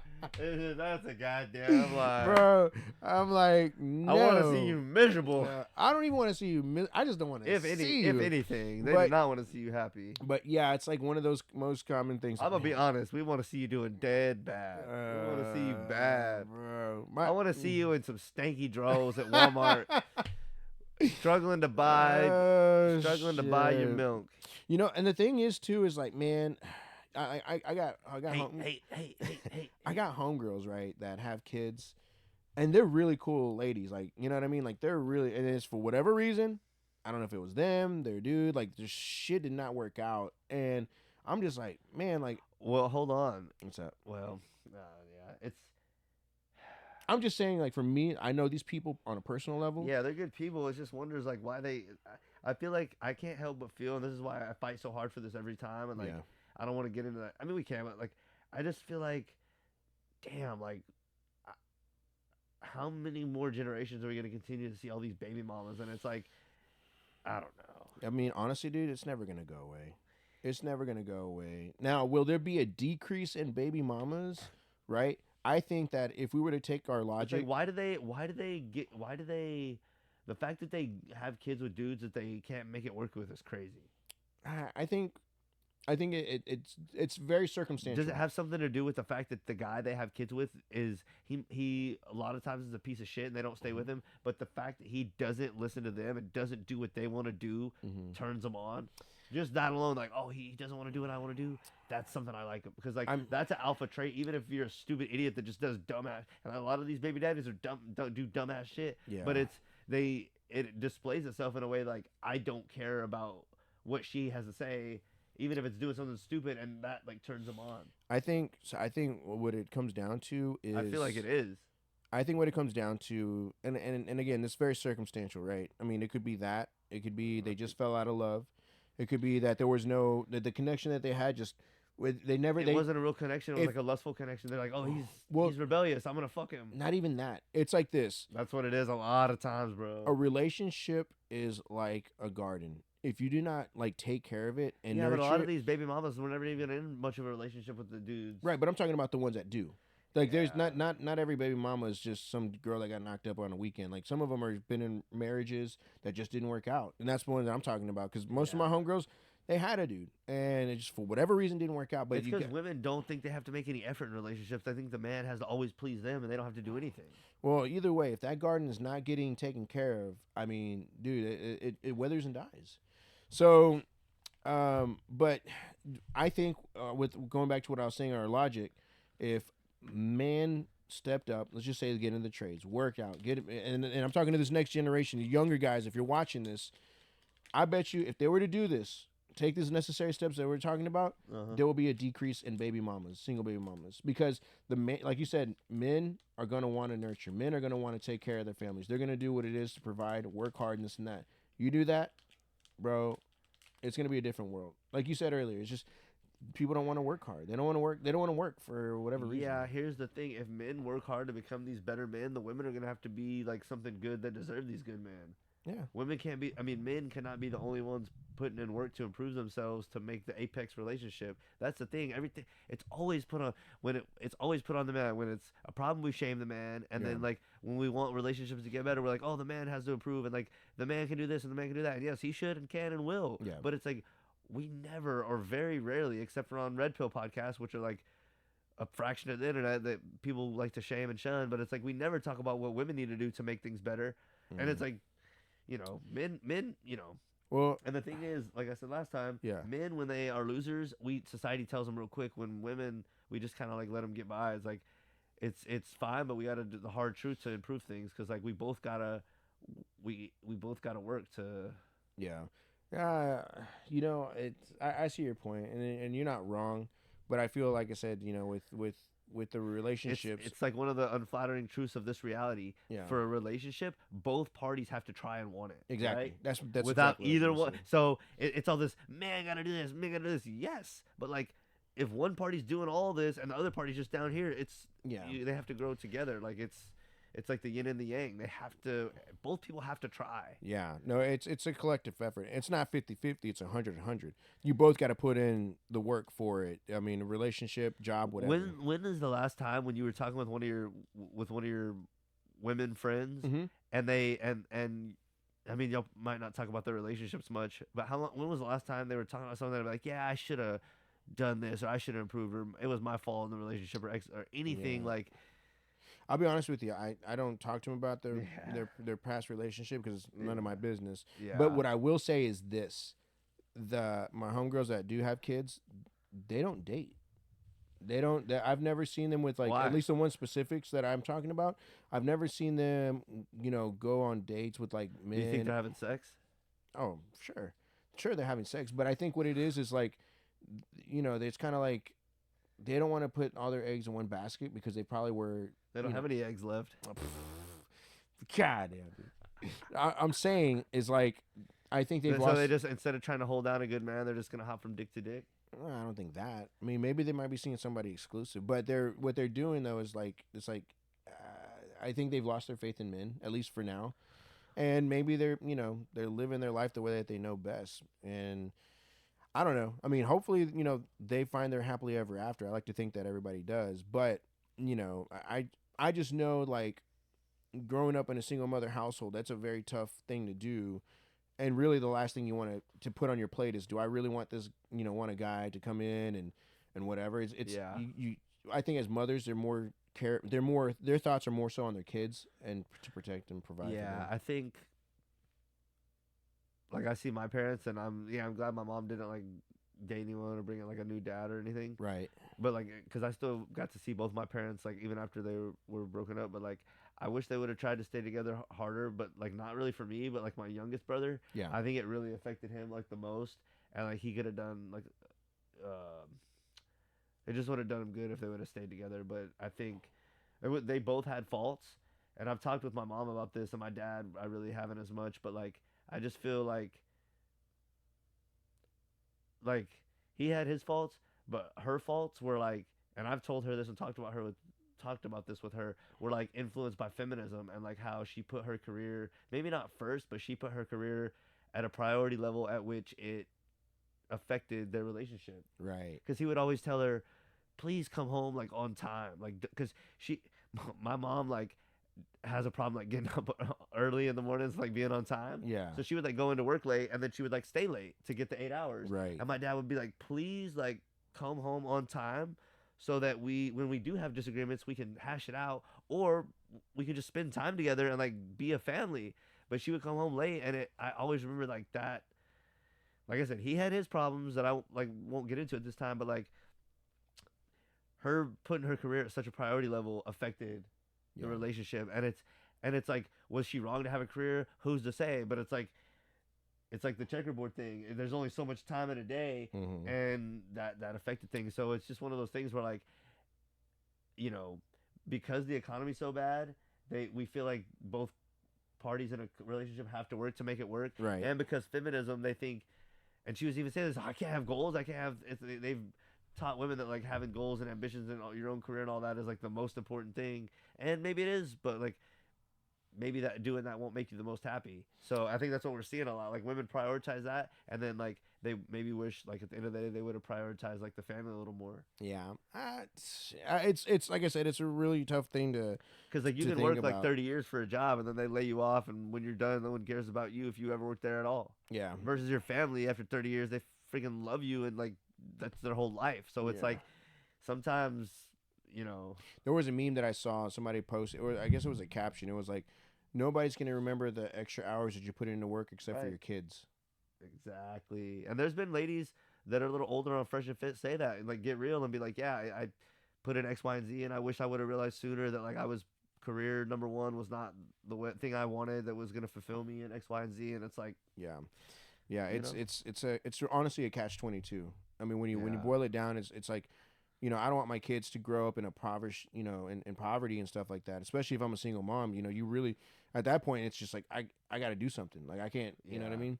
So I can see the argument there. And then as far as like working too much, yes, that's definitely a problem. And unfortunately, we live in a society where it's like you got to hustle, you got to grind, you got to do this and that, but nobody talks about like you're missing, recitals, you're missing plays, you're missing time with your kids. And like I said, for me, I mean, I experienced that firsthand with having to work 2 jobs. But I say all that to say that the next generation of guys, whenever you're watching this, because right now it's the beginning of 2024. If it's 2034 and you're watching this video, like, what do you have to say to the people right now for this year? For the people that are 15 and up, the young men. Like I said, man, if I could go back to myself at that age, I would say don't be afraid to take risks. Like if you're gonna go into the trades, do it now. Or if you want to go into sales, do it now while you're at a young age. You have nothing to lose.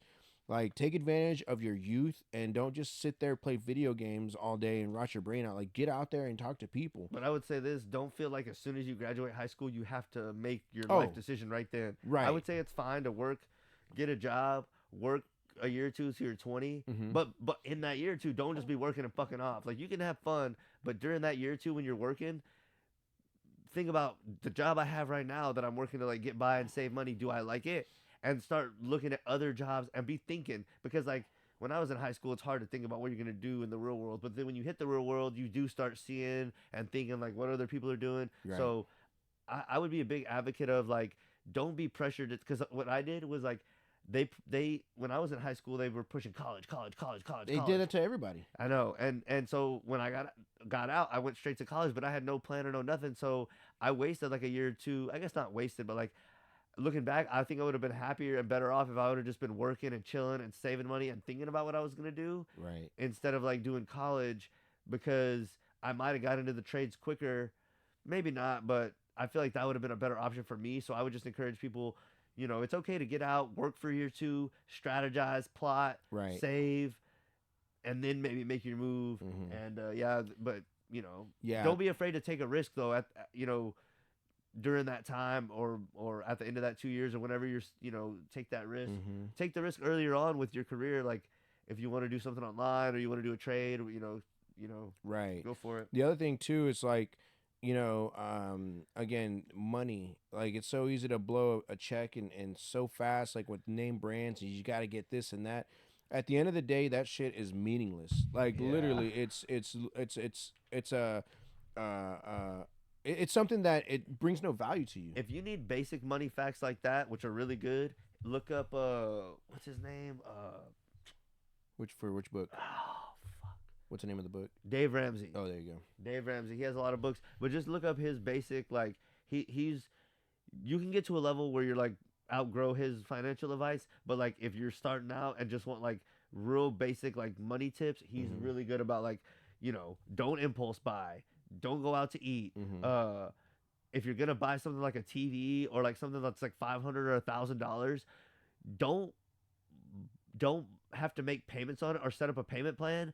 If you can save up a month or a month and a half, save a little bit every week, and then just buy it outright, you're gonna end up saving you're gonna save like a quarter of the price of the product. Right. So like he has little bitty money tips that are like super simple, but like if you're a teen or a preteen or a young man starting out, it's like really good little tips that all add up. And like once you get in the game, you kind of learn, but it could like keep you from having to learn the rough way. He has a lot of like good little money tips like that. Yeah. And the other thing too is I would also say is your parents. Between the time when you get out of high school to about 30, 32, 33, your parents are going to age in front of you and you're not going to see it. Yeah. So I would suggest, and unfortunately, I'm at that age now where a lot of my friends, they're either losing their parents or they've already lost them. You know what I mean? And it's kind of one of those things where that's when you start to realize your age, is when you start seeing your friends with posts like my father passed away or my mom passed away. And it really brings into perspective, like, man, like I'm fortunately right now, both my parents are alive. And I call my mother and my dad as much as possible, And it sucks too, because I feel like I'm trying to make up time for like my 20s and my early 30. Like, I would be not so much in and out because but it was more touch and go. Now I actually take the time to ask them questions about their life. Because before I don't want to say I didn't care, but it didn't really like interest me into knowing like mom, like what like there's things that when I was younger, dude. Oh man, it's so embarrassing, dude. When I was younger, I was so selfish, and no, I'm being straight up. Like I was so selfish, so self-absorbed. Like it was the Josh show 24/7, and I came to a point when I woke up and I was like, my parents, like, I really don't know who they are. I know they're my parents. Yeah, but I don't know what's going on, what they care about. Like, you know what I mean? And there's some people that have no relationship with their parents, and I'm not forcing you to do it. But if it does come to a point where you're like, man, I kind of want to reach out to my dad or my mom and just say hi or whatever, like if you're watching this, give them a call. I have a good relationship with both my parents, but Yeah. and I feel like, oh, I wouldn't care if I didn't, but like, I don't know, like, I don't know, people that don't, it really seems like it affects them. Oh, absolutely. And it just seems like you would think like, oh, if they don't care about me, I don't care about them, and eventually you would get over it. But it seems like people really, really, really have a hard time with that. Even if they never really had a connection, they really want it. Yeah, I think every person wants everybody wants a parental figure. I mean, but I just feel like if they didn't treat me good and like I didn't know them and I never knew them and they were never in my life, I guess it would still affect you. It would have to, I guess. Oh, absolutely. Especially when your friends have parents and you go to their house and you're like, wait, y'all cook dinner together? Like hold on. It's when you grow up in a single mom household or you grow up in like poverty status, like lower middle class, we'll say, and you go to someone that their parents make significantly more money, and you start to see like this is their lifestyle. It's almost like is this real? Like people really do this shit? Like, you know what I mean? I never had that, and I just resented those people. I had that, and for me, I was just like, this is what I wanted. You know what I mean? Like, I want my family, like, and that's what I never have. wanted that. No, well, that's what I have. Like, the people that I saw like that had families together, I was like, that's what I want, and I have that now. Do I live in a mansion? No, but we live in a household where everybody has their own room, and my thing is this though, like, going back to the parent thing, it's like if you don't know like your parents' date of birth, that's a good starting point. But more importantly, like ask how they're doing, because man, what ends up happening as we get older, and our parents, like we outgrow our parents, right? And they get to a point where they start to get like they're alone. You know what I mean? Like you start to think like, man, like my mom is by herself. Like she doesn't have a significant other to talk to or anything like that. You know what I mean? And so, or like my dad, like, you kind of want to talk to them. And for me, I would tell, like, if you're young, enjoy life, have fun, live it up, whatever. But don't forget your parents, because, they're the ones that were there. Like your mom gave you vitamins. She took you to the doctors when you were sick. She fed you. She wiped your ass when you were a baby. Like, show some appreciation. Don't forget your parents. I can't stress this enough, though. And you hear this and you hear this and you hear this, and it's hard for it to sink in until you get to a certain age. But, like, man, don't live for anybody else. Like, you gotta respect and honor your parents and like their stuff, but like at a certain point, you gotta take the morals they set you with and run with it. You can't because I did this in my early 20s, like just live like you're living with their expectations of what they want you to do. You know what's right and wrong once you're 18 or so. Like you got to just take what their foundation and go with it and do what you want to do. Right. Because until you do, you're never going to be living the true thing. And then but you're living under their expectations. And like you said before long, they're out of their prime and they're on the way down. And then you're in your prime and there you are living for them. And it's fucked. And I feel like a lot of kids get stuck in that for a little bit before they break out of it. But it's like...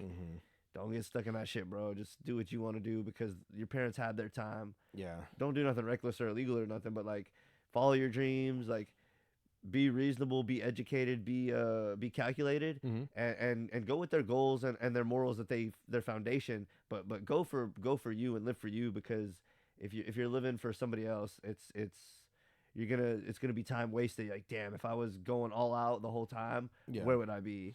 So yeah. The other thing too is like travel, man. When we if that's important to you, for me, that's not as important. I mean, it's cool to travel, but like yeah, you know, I'll say this. not a bad thing. Me but having a family, like I want to travel, like go. You know it what takes I mean? money, so Oh fuck yeah! But if getting your it's career cheaper off when and- you're single.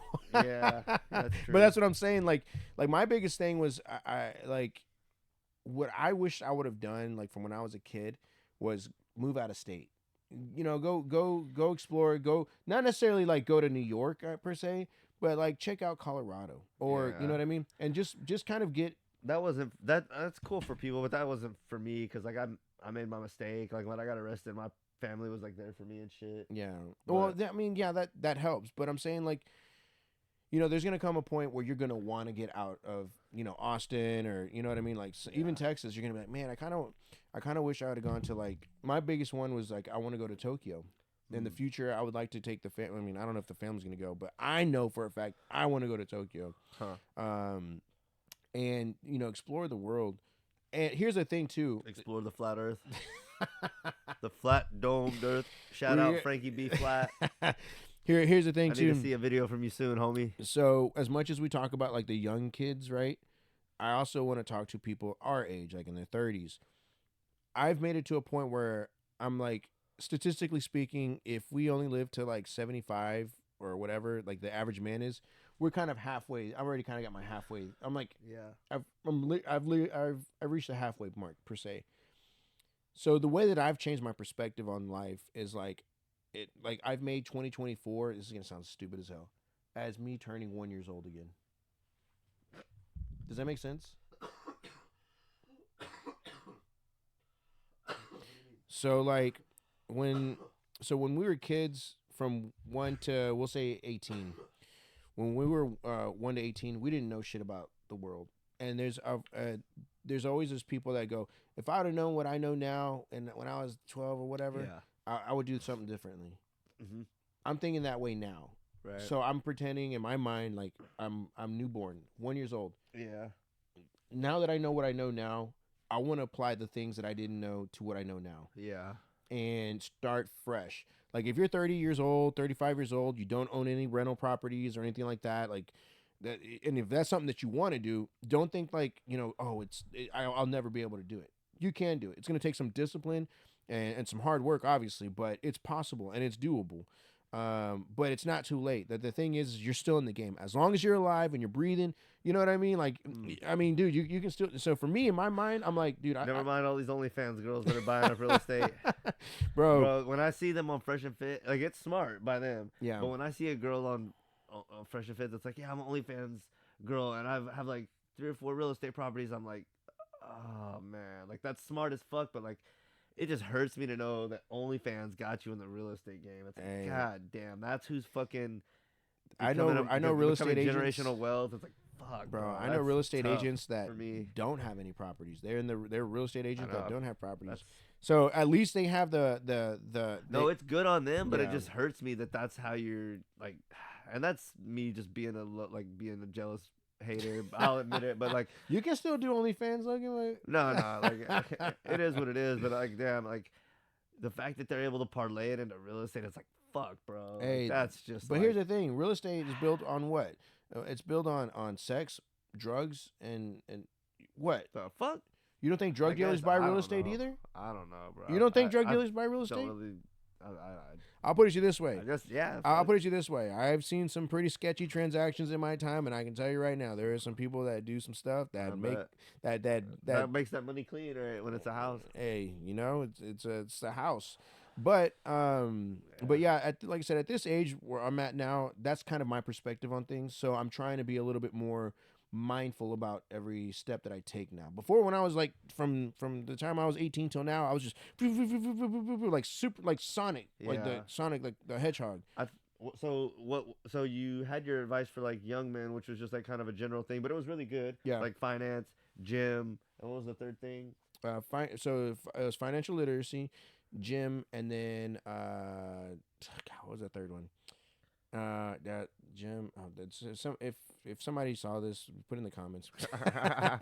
But anyway, so my question I was gonna lead with that Mhm. was like, what would your advice be to like you said you're starting off with like you're 1 year old and you're Mhm. gonna use all that information. So what advice would you give to like the guy your age or yourself that like with all you know now? What's like the one thing that you're gonna try like? or at least one or two things that you're kind of like taking that on with. Number one, health. Take that so seriously. That's what I was gonna say. Going with your gym thing and this is like I kind of started off the game late, and I'm trying to get back into it right now. But like, even if you're not gonna be a gym head or whatever it is, or a fucking what is it? Gym rat. A gym rat. Or there's another name for Muscle it. head. Wes is gonna kill me for it later. But like, even if you're not gonna be Mr. Jughead, even going to the gym 3 or 4 times a week, which is the goal I'm trying to set for myself and trying to get back into. So that when you do get older, like we are, I don't want to be. I would like to not. I don't want to shit on people, but like for myself, I'm trying to set the goal of I don't want to be 70 and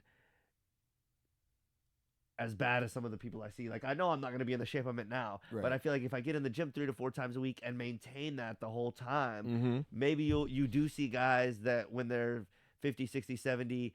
They're still old and wrinkly, but it's like they can still get around and move, and you're like, damn, that dude's still like, you're not what other 70-year-olds are. Yeah, that's kind of my goal. Like, damn, let me kind of do some maintenance on the engine. That way, when I get to 70, I'm not like other 70-year-olds, and maybe I will be, but I'm at least trying to one thing, hedge the curb or whatever. One thing the 70-year-olds do that are in the gym, I don't know why they do this. But you'll be in the gym, like you go to the gym, you go to the locker room to change, and it's always the old dudes that have the small little rags with it over their shoulder, and they're just nothing else, butt ass naked, bro. I'm like, come on, bro. I've never been in the gym like that, but hey, I'm like, look, man, like, hey, I'm happy that you're happy, but I need you to turn that way. Get a bigger towel, damn it. It's like a hand towel over their shoulder. I'm like, what are you doing with that thing? You know what I mean? It's not even a whole towel. It's just like a little towel they just throw. It's like a decoration. Bro, that's what it is. I'm like, is this a toga? What the hell? But the health, and I'll tell you this because there was this one, and again, it's a meme that I saw, or some caption, whatever, and it says, "Eat food like it's your medicine, because if not, when you get older and you don't take care of yourself, you'll be eating medicine like it's your food." Yeah, that's pretty good. And you know me, I've told you so many times, I hate quotes where people just flip around the words. They flip around the words to make it sound prolific. But it's true. If you do not eat food like it's medicine, in the future you'll be eating medicine like it's food. Yeah. So okay, so we had our goal, or like you had some basic advice for like the young men. Like, what's your advice for like young women? Oof. I don't know. See, here's the thing. I feel like I can only do it from a man's perspective. You know what I mean? Because I feel like it's, and I think one of my homegirls, Casey, she mentioned like if we want to truly get a perspective on like what a lady wants and stuff like that, we got to hear it from their side. And here's the thing. Okay. Hold on. I think that's fair, but here's the thing. We got to understand if we go into this, we got to be a little open-minded. I'm just saying. Here's the thing. For one. Which, hi, Casey, by the way. Yeah. Well, okay. Go ahead. I'm down to, like, stay calm. I'm not going to, like, get crazy. But I forgot what I was going to say, too, about the other. I had something else I was going to say. But, like, what a woman.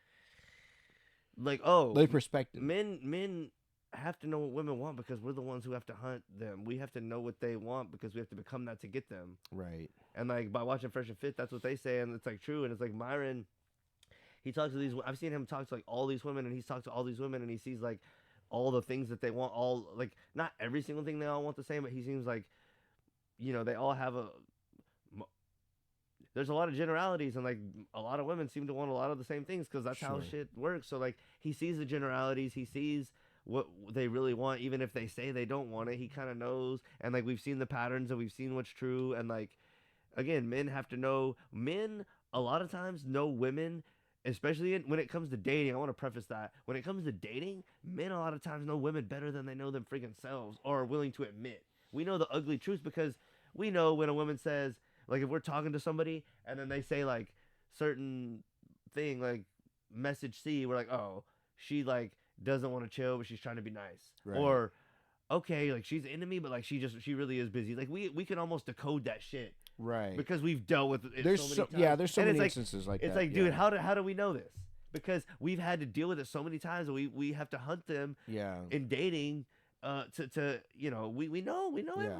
we don't know everything, but we know so much about them Right. that they don't want to admit about themselves, and it's like But like, imagine a girl trying we to need talk to get a another woman's girl. perspective so that we can know what women want. We know what women want. Yeah. They want someone taller than them. They want someone confident. They want someone that's probably making more money than them, and that someone's in charge and dominant. And they do want someone that's gonna be nice. We don't want no one wants to be treated like shit. Yeah. But they do want someone that's a leader and that's better than them in most ways. Yeah.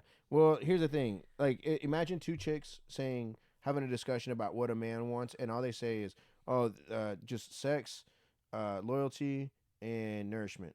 Like, that's it. Like, but it's a little bit more than that, right? I mean, Do that's, women have conversations about what men want? Hell yeah! Oh, bro, wait a minute. You're telling me if you got a group of They girls, do. They say all men want is sex, that's what. But is Right? that? But that's not. and true, that's what we though. say. But that's not true. That is the main thing we want That's from the main. them. That's a big part of it. That but is it goes the a main little bit. commodity women offer to men. Is Would you sex. say there's a little more than that though? Yes, there's more, but that Okay. is the main But commodity. imagine two chicks trying to say that, and you're like, well, hold on, like, wait, I agree. yeah. So that's what I'm saying.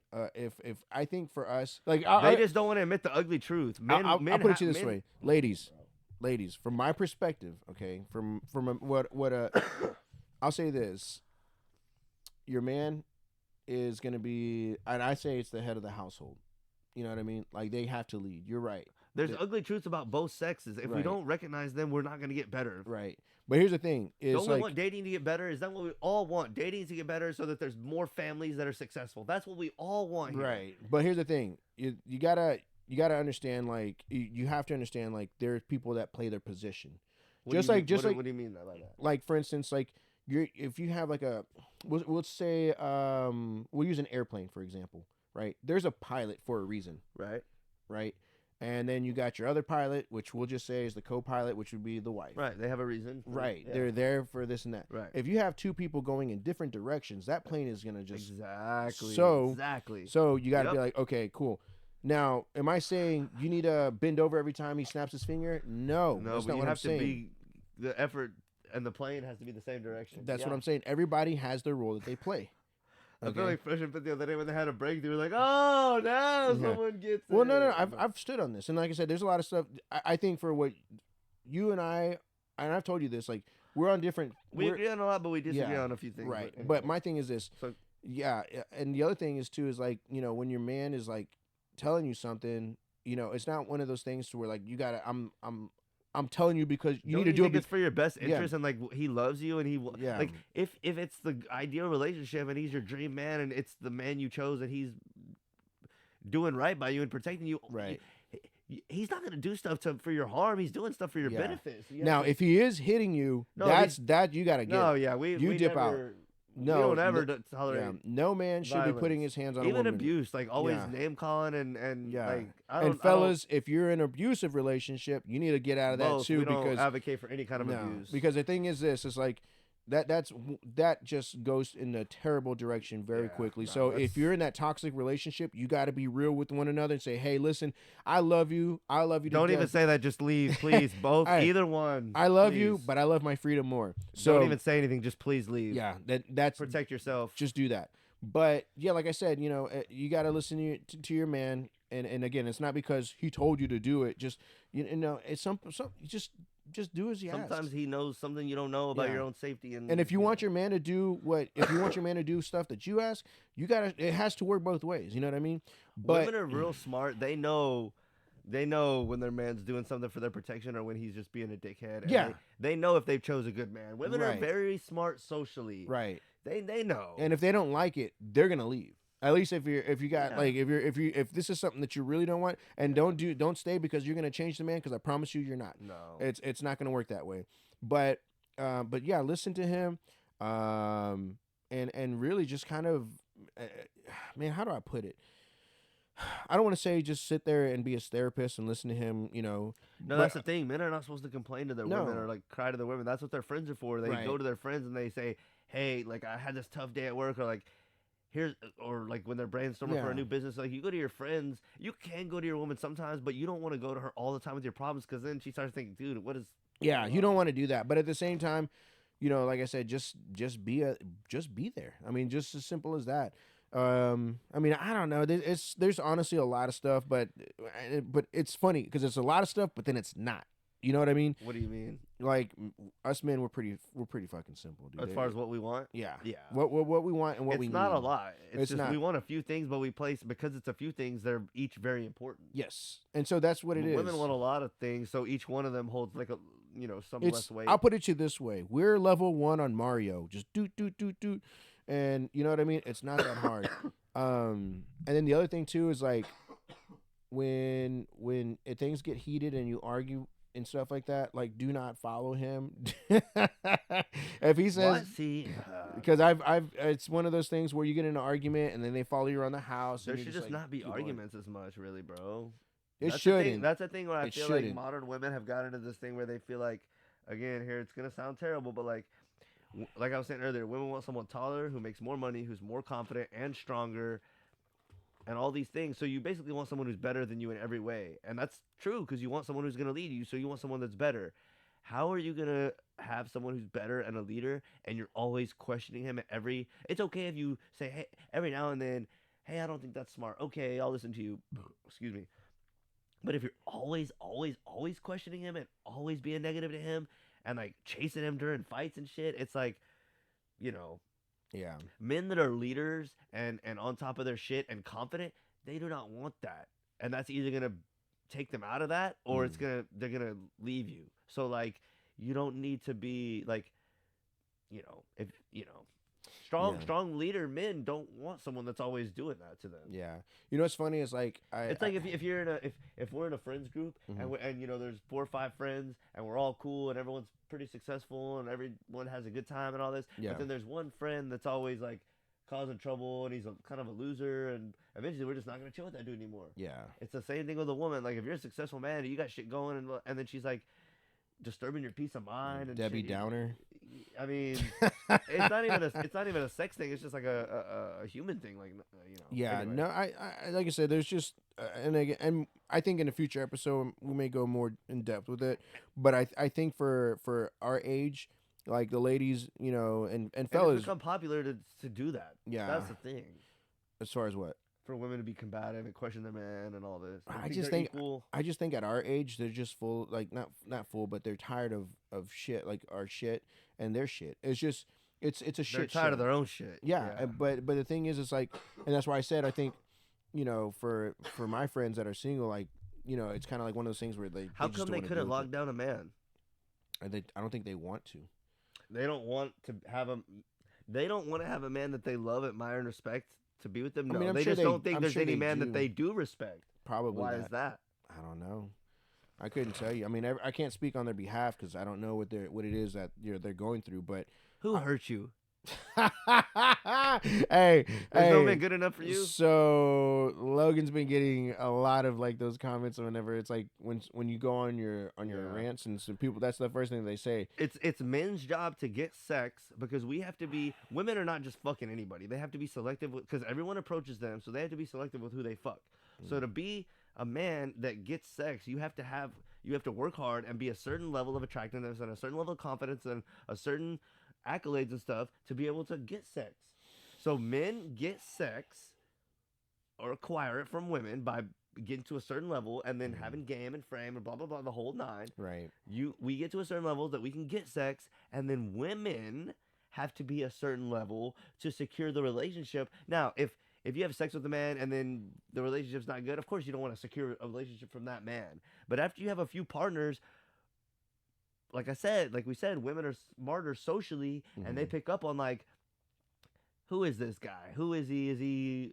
They're real quick on like how good a man is, and is he someone I want? Yeah. So it's like you're deciding who has sex, and you're very good at deciding these things. Right. We've already just said both of that. So when when you decide to let a man have sex with you, that's already saying something. If you cannot lock any of these men that have sex with you down, then that just means you're having sex with a bunch of bums you don't like, or it's like you're not doing your job because women think everything is the man's job. Relationships start to go good, everything's on the man. They think women don't try to do anything to make relationships work. They think it's all on the man to make it work. You be romantic, you be emotional, you. It's like, when is the last time outside of Red Pill that you've heard, women need to do X so that relationships get better.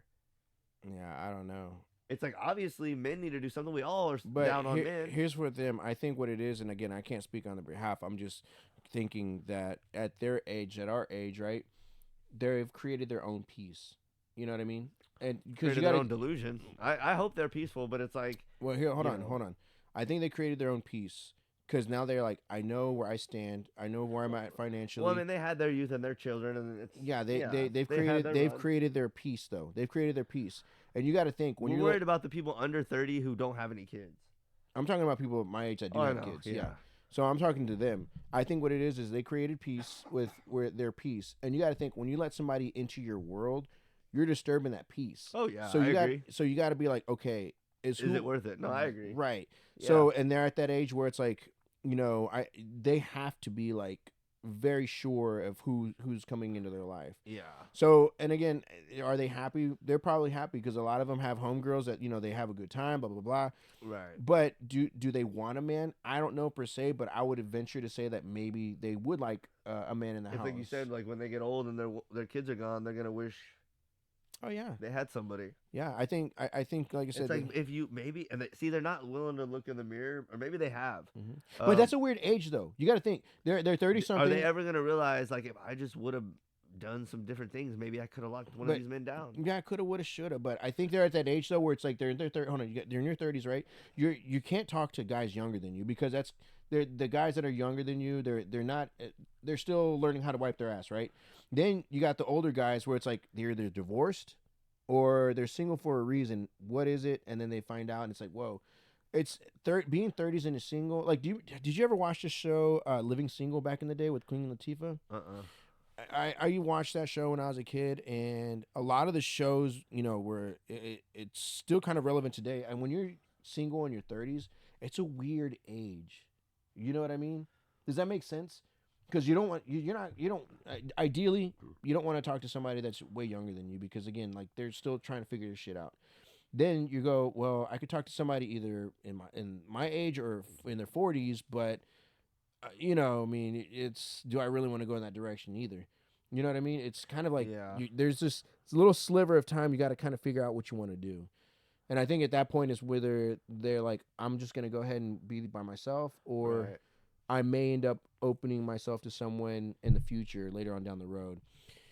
I don't know, but for me, I think it's sad because it's like I do have a lot of friends that are really cool ass people. It's just they haven't found the person that's compatible with them for whatever reason. Because they didn't make themselves more compatible. Maybe, but No one wants someone who's combative and going to question them at every turn and thinks they're equal. You can't ask for a leader and someone better than you in every way and then think you're their equal and question them like they're your. I can't speak equal. on their behalf. I don't I'm know. just if that's telling how you, they think. you can't do that.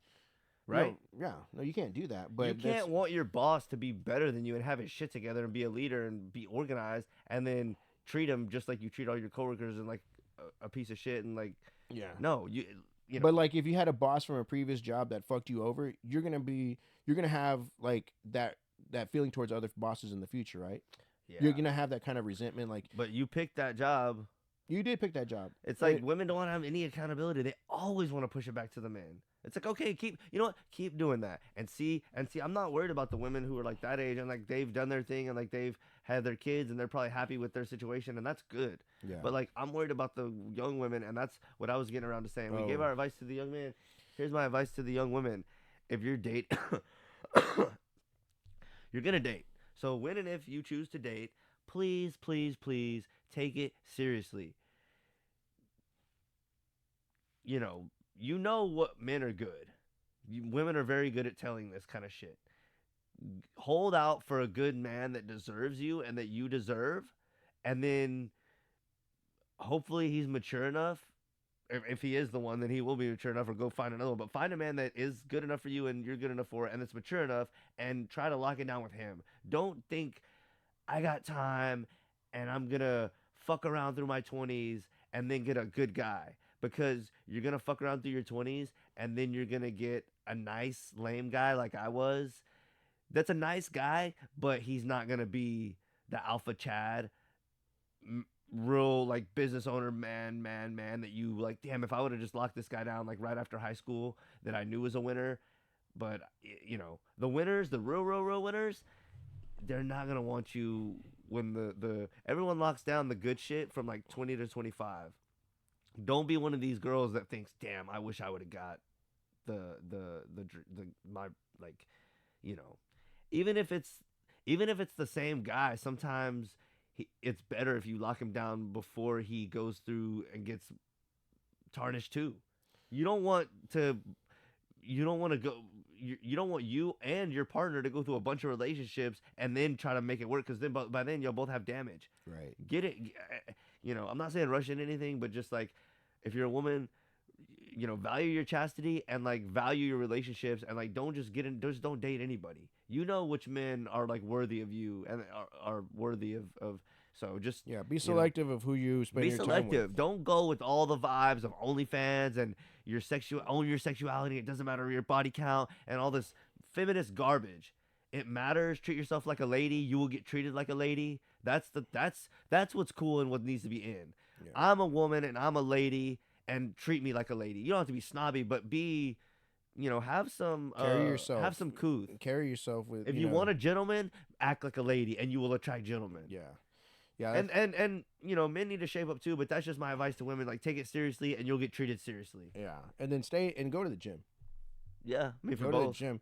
Like, if the gym's not your thing, at least do, walk or something, but stay active, because if you don't, because what ends up happening is, like, in your 20s, if you don't even be active, your metabolism just shuts off. And then all of a sudden, you start, getting weight and stuff like that. So, and that's what I was saying, like, at a young age, I say boys, but like young men and young ladies, go to the gym. You know what I mean? Like, it's something that's going to help, take care of you. Because like I said, at my age, especially when I'm 35, stretching is becoming more of a bigger, like, a focal point for me, having to stretch and take care of myself. Things that I should have done when I was younger, but I was too busy trying to be like the shortest bodybuilder in the world, I guess. I don't know. Yeah. But yeah, like, when you look good, you feel good, you do good. That's kind of where I'm at with it.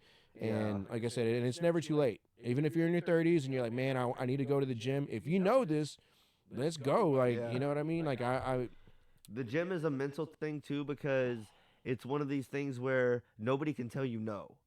In life, so many times things don't go your way, or blah blah blah, whatever. But in the gym, you make the fucking way, and nobody can tell you fucking no. Now, don't overdo it and be stupid, but you can go in there and be regimented and be disciplined, and hit that shit, and then months in, a month in, 2 months in, 3 months in, a year in, you see, damn, I was disciplined. No one could tell me no. My sheer fucking will changed something, and it changed me.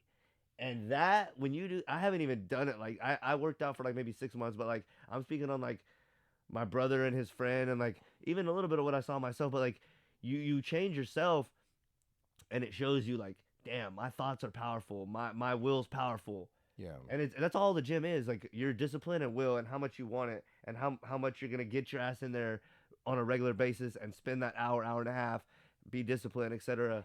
And I would just really encourage that for anyone. Yeah. Even if you're like, it's a good confidence booster for discipline and otherwise. Yeah. And then if at my age, guys, you're not trying to be Arnold Schwarzenegger, like, that's just not gonna happen. I'll be honest with you. I mean, you can do it if you want, but you got to think long term. But you just trim down and keep in tune and get you know what I mean? You don't have to be the Hulk, but at least, take care of yourself to where when you're 50, you're like, damn, I look good, because there is a big difference in mobility between somebody that worked out versus somebody who didn't. And when you hit that 50-year-old, that 50 age, you're going to be like, damn, like, it's something as small as like being able to pick up your grandchild and just like lift them up real easy and shit, dude, like that.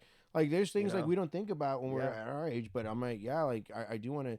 And again, it starts with small things. Like, for me, I stopped drinking the Monster Energy drinks, like, I don't know, was it maybe like mid last year? Yeah. It's when I stopped. And then I think towards was it November, I stopped drinking sodas. So it's like little things where I'm just like small, like side quests for me. Like, this is kind of it.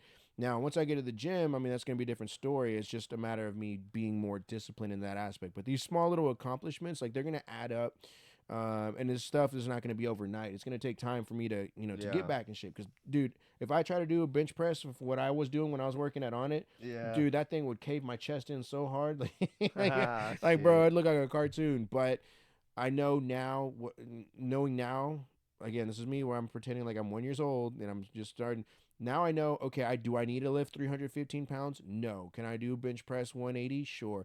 Do I need to squat 600 pounds? No. Right. And Yeah. so being realistic and knowing what you're getting yourself into when it comes to working out and stuff like that. Like I've been there Yeah. before. I know what it takes. I just got to, you know, redo it again. What I did, and my advice to beginners, look up somebody who knows what they're doing. Mhm. But my advice would be, and I think this is pretty solid advice, like start light, even if it's like just the bar, like the lowest possible level, Hell and yeah. get the rep form down, Mhm. and then gradually move up to where you tire yourself out, and then that gives you a baseline of like, okay, I kind of know what weight is what. Don't just start out with fucking heavy shit. That's how you Yeah. get hurt.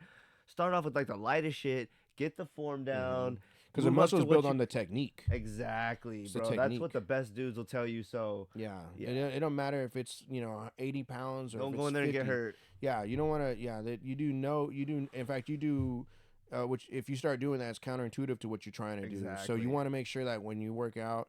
And again, I'm not like a professional bodybuilder. I've never got. We're to gonna that get some status. professionals in here soon. God damn Dude, it. that'd be dope. We're gonna get my brother and fucking Ronald. Hey, they're semi-pro. Them dudes Yeah. are fucking huge. They've been working out since high school. Yeah, and here's the thing. So A lot of people, you know, I'll put clips on Instagram and you put them on YouTube, and a lot of people, you know, when they see you going on these rants and stuff like that, it's so easy to kind of just take from what he says and be like, okay, I don't like him or whatever, he's an asshole or this and that. But I promise you, like, if you, you know, a lot of the stuff that me and Logan talk about, you just seen it tonight. A lot of the stuff that I talk about, like, I believe in it. Now, again, it's from one extreme to another, possibly, but I know. You know, Logan, you're a stand-up dude. You know, and you're my friend for sure. Like, there's like I'll tell you right now, like people that you know think that Logan's the scum of the earth, he's really not. In fact, if there's anything that he wants the world to be better, and I can vouch for that 100%. Now, for me, I know a lot of people are like, oh, Josh is a simp and this and that. I'll tell you right now, a lot of the stuff for me, it is based on my own personal opinion, but I like to play the kind of like the devil's advocate because there's a lot of. It's so easy to kind of. To see somebody and it's like, well, try to poke holes and stuff like that. A lot of people that watch the videos when they try to poke holes, that's me doing y'all's job. And to be honest with you, like a lot of the stuff that you said has been pretty solid. And of course, you know, there's gonna be stuff you and I disagree on. But Yeah. overall, like if there's a guy that I put my trust in and I knew like he'd have my back, it'd be Logan. And again, like I said, a lot of people are so quick to judge and jump on him and like, you know, who hurt him and I stuff mean, like that's the that. internet. That's fine. But the thing is like if you really sat down, and it's funny too because I've talked to people about you, and what's funny is like they start telling me about what they believe and this and that, and I'm like, well, that's what Logan talks about. You know what I mean? Yeah. So it's not. Is it to the extreme? Possibly. Again, I'm just gonna let y'all you know decide for yourselves. But I think today, especially with the conversation that we just had about younger men, younger ladies, and stuff like that, hopefully that kind of puts in perspective as to what you know. Keep the pussy drip drop wet, rarely seen like a drop top vet. Damn it, dude! I was trying to hype you up, but you just had to do it. But yeah, man. Like I'm doing this for Pimp C. This is the kind of shit he would be saying. Long live the pimp. Joe, hey, I'm ready for 2024. This podcast, dude, has been it's really been really cool. We're on this is 5th episode. Yeah. And our views are going. A lot of people are Shout interacting. out to everybody that keeps coming back, and we appreciate y'all for real. Yeah, for real. If any of the stuff that we've talked about hits like at any point, just put in the comment section. Comment everything, bro. Yeah, and you put the timestamps on there. So if Yeah, there's put something, the timestamps in the description. yeah. So you can skip around to whatever you want to view, comment on whatever. Anyway, shout out to Pockets of the Future, Paul Romano. He said 2024, for the past probably like 6 or 7 years, maybe even 8, he's done like a prediction of like what this is the year of whatever. Yeah. He said 2023 he said was year of the fuck it. And then year 2024 he said is year of the amateur. So I think it's kind of like how no one really watches the news anymore. Everyone watches like podcasts, which is kind of like amateurish, but it's almost risen to a level where it's better than the news. Right. It's like it's kind of like that sentiment, and like even the pros of everything are looking like real amateurish, like all the politicians, and like there's just so many mess ups. And then I don't know, I think it was the college football semifinal, the one with Alabama and whoever, Michigan. I don't know if it was the whole game or just like the first half, but there was like 3 guys that were like in the end zone commentating on the game, and like they had them like on the side and like a little, it reminded me like a streamer or like a podcaster that's like reviewing content, and they're like on the side commentating. Yeah. And even the commentary wasn't typical like broadcast level, like high level TV. It was like 2 or 3 guys in the living room just like winging it, and it sounded like kind of bad. And me and my brother were like, damn, this sounds bad. But it totally reminded me of like streamer type shit or like podcast type shit. Right. We're just like 2 or 3 guys in the living room, like Just Neon chopping and it up. Sneeko, or just, Yeah. you know, any two. It was just like real like amateurish. And I think they were trying to appeal to like the young crowd, because the young crowd really likes the streaming and like amateur vibe shit. Right. But it was coming across like even lower than like amateur and like not entertaining, and like really just like, Yeah. because it was like when you have young kids doing the amateurish thing, it's like amateurish, but it's like the perspectives are new and innovative because it's the youth. But when it was 3 dads or like 3 older dudes, like dads doing it, it was like not it. Yeah. I don't know where I was going with that, but that was just like, I'll just put it to you. that, this oh, way. you're the amateur, so that was like Yeah. a real amateurish thing that I was just like, Dude, 2024 I think is going to be the best year for me personally. Like I said, I have goals that I plan to hit.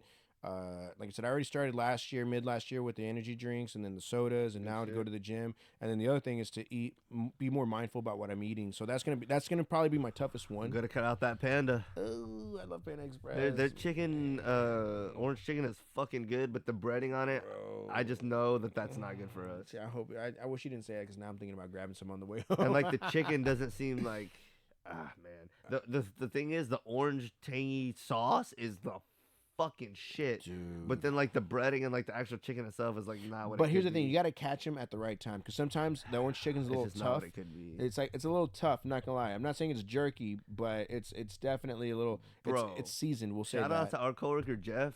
The other day, he cooked some of the best fucking chicken I've ever had. Really? Wait, was it? You Just- said he it was just- just seasoned chicken. He just chopped up chicken breast and cooked it on the stove. I told Will, I was like, I must just suck as a cook. Like, this motherfucker just put me to shame. Like, shout out Jeff. He's a motherfucker threw down in the kitchen. 2024, and especially for the podcast itself, dude, I would love to see this thing just take off. And be and for us, and I know Logan feels the same way. The real thing is, for as much as we talk about conspiracies and all this stuff, like, yeah, you know, we like to chop it up and I don't want to say shoot the shit, because we do, you know, come with a purpose, but we really want to see people improve. You know what I mean? And it starts with the conversation. And so, you know, 2024, like I said, I'm really excited to see these numbers go up, because I know every time we put out a video, we get more views, we get more interaction. So that tells us really, like, hey, you know, this thing's going in the direction that we like. We just got to keep the momentum. So if you're watching this, we really do appreciate you taking the time to sit with us and chop it up. Yeah, we appreciate everything, the hate, the love. Show somebody, comment, share. Yeah, like Josh said, if you agree with anything, get in the comments, get at me. If you want to suggest topics or anything we should be covering, anything like that. Is there anything else you can think of? No, man, that's pretty much it. I mean, like I said, episode 6 coming up. Okay. Even if y'all think like maybe we should do like recurring things more, like I need to start watching basketball more. That way, like every episode I can kind of give like updates on shit. Maybe if y'all want to see like, you know, our opinion on like the new music every week, or like a little bit of sports coverage every week or something like that, maybe give me a shout. But yeah, hopefully the audio was finally, I've been working and hopefully trying to get the audio. So hopefully the audio is up to a standard. And then maybe we'll look at next time. We're going to start doing where we can do video reacts during the podcast. That's what we're looking to add next. And then possibly a second camera angle. And then hopefully, maybe before the second camera angle, we'll be adding a guest. So coming soon, be video reacts during the podcast, and then a guest pretty soon. dude. And then maybe I can get a new contact. Oh, shit. All right, well, we out. All right. Y'all hit us up. Later. That's Brother Smoke, episode 5, baby. Let's Say your go. prayers, bitch. I'm getting lifted high. That's to let y'all get by. My soul is smoke, I got that fire. I'm gonna be fine. If the rapture pass me by, this ain't my first, just hope this my last life. I click with real ones, bitch I don't connive. Syntax till the end of time.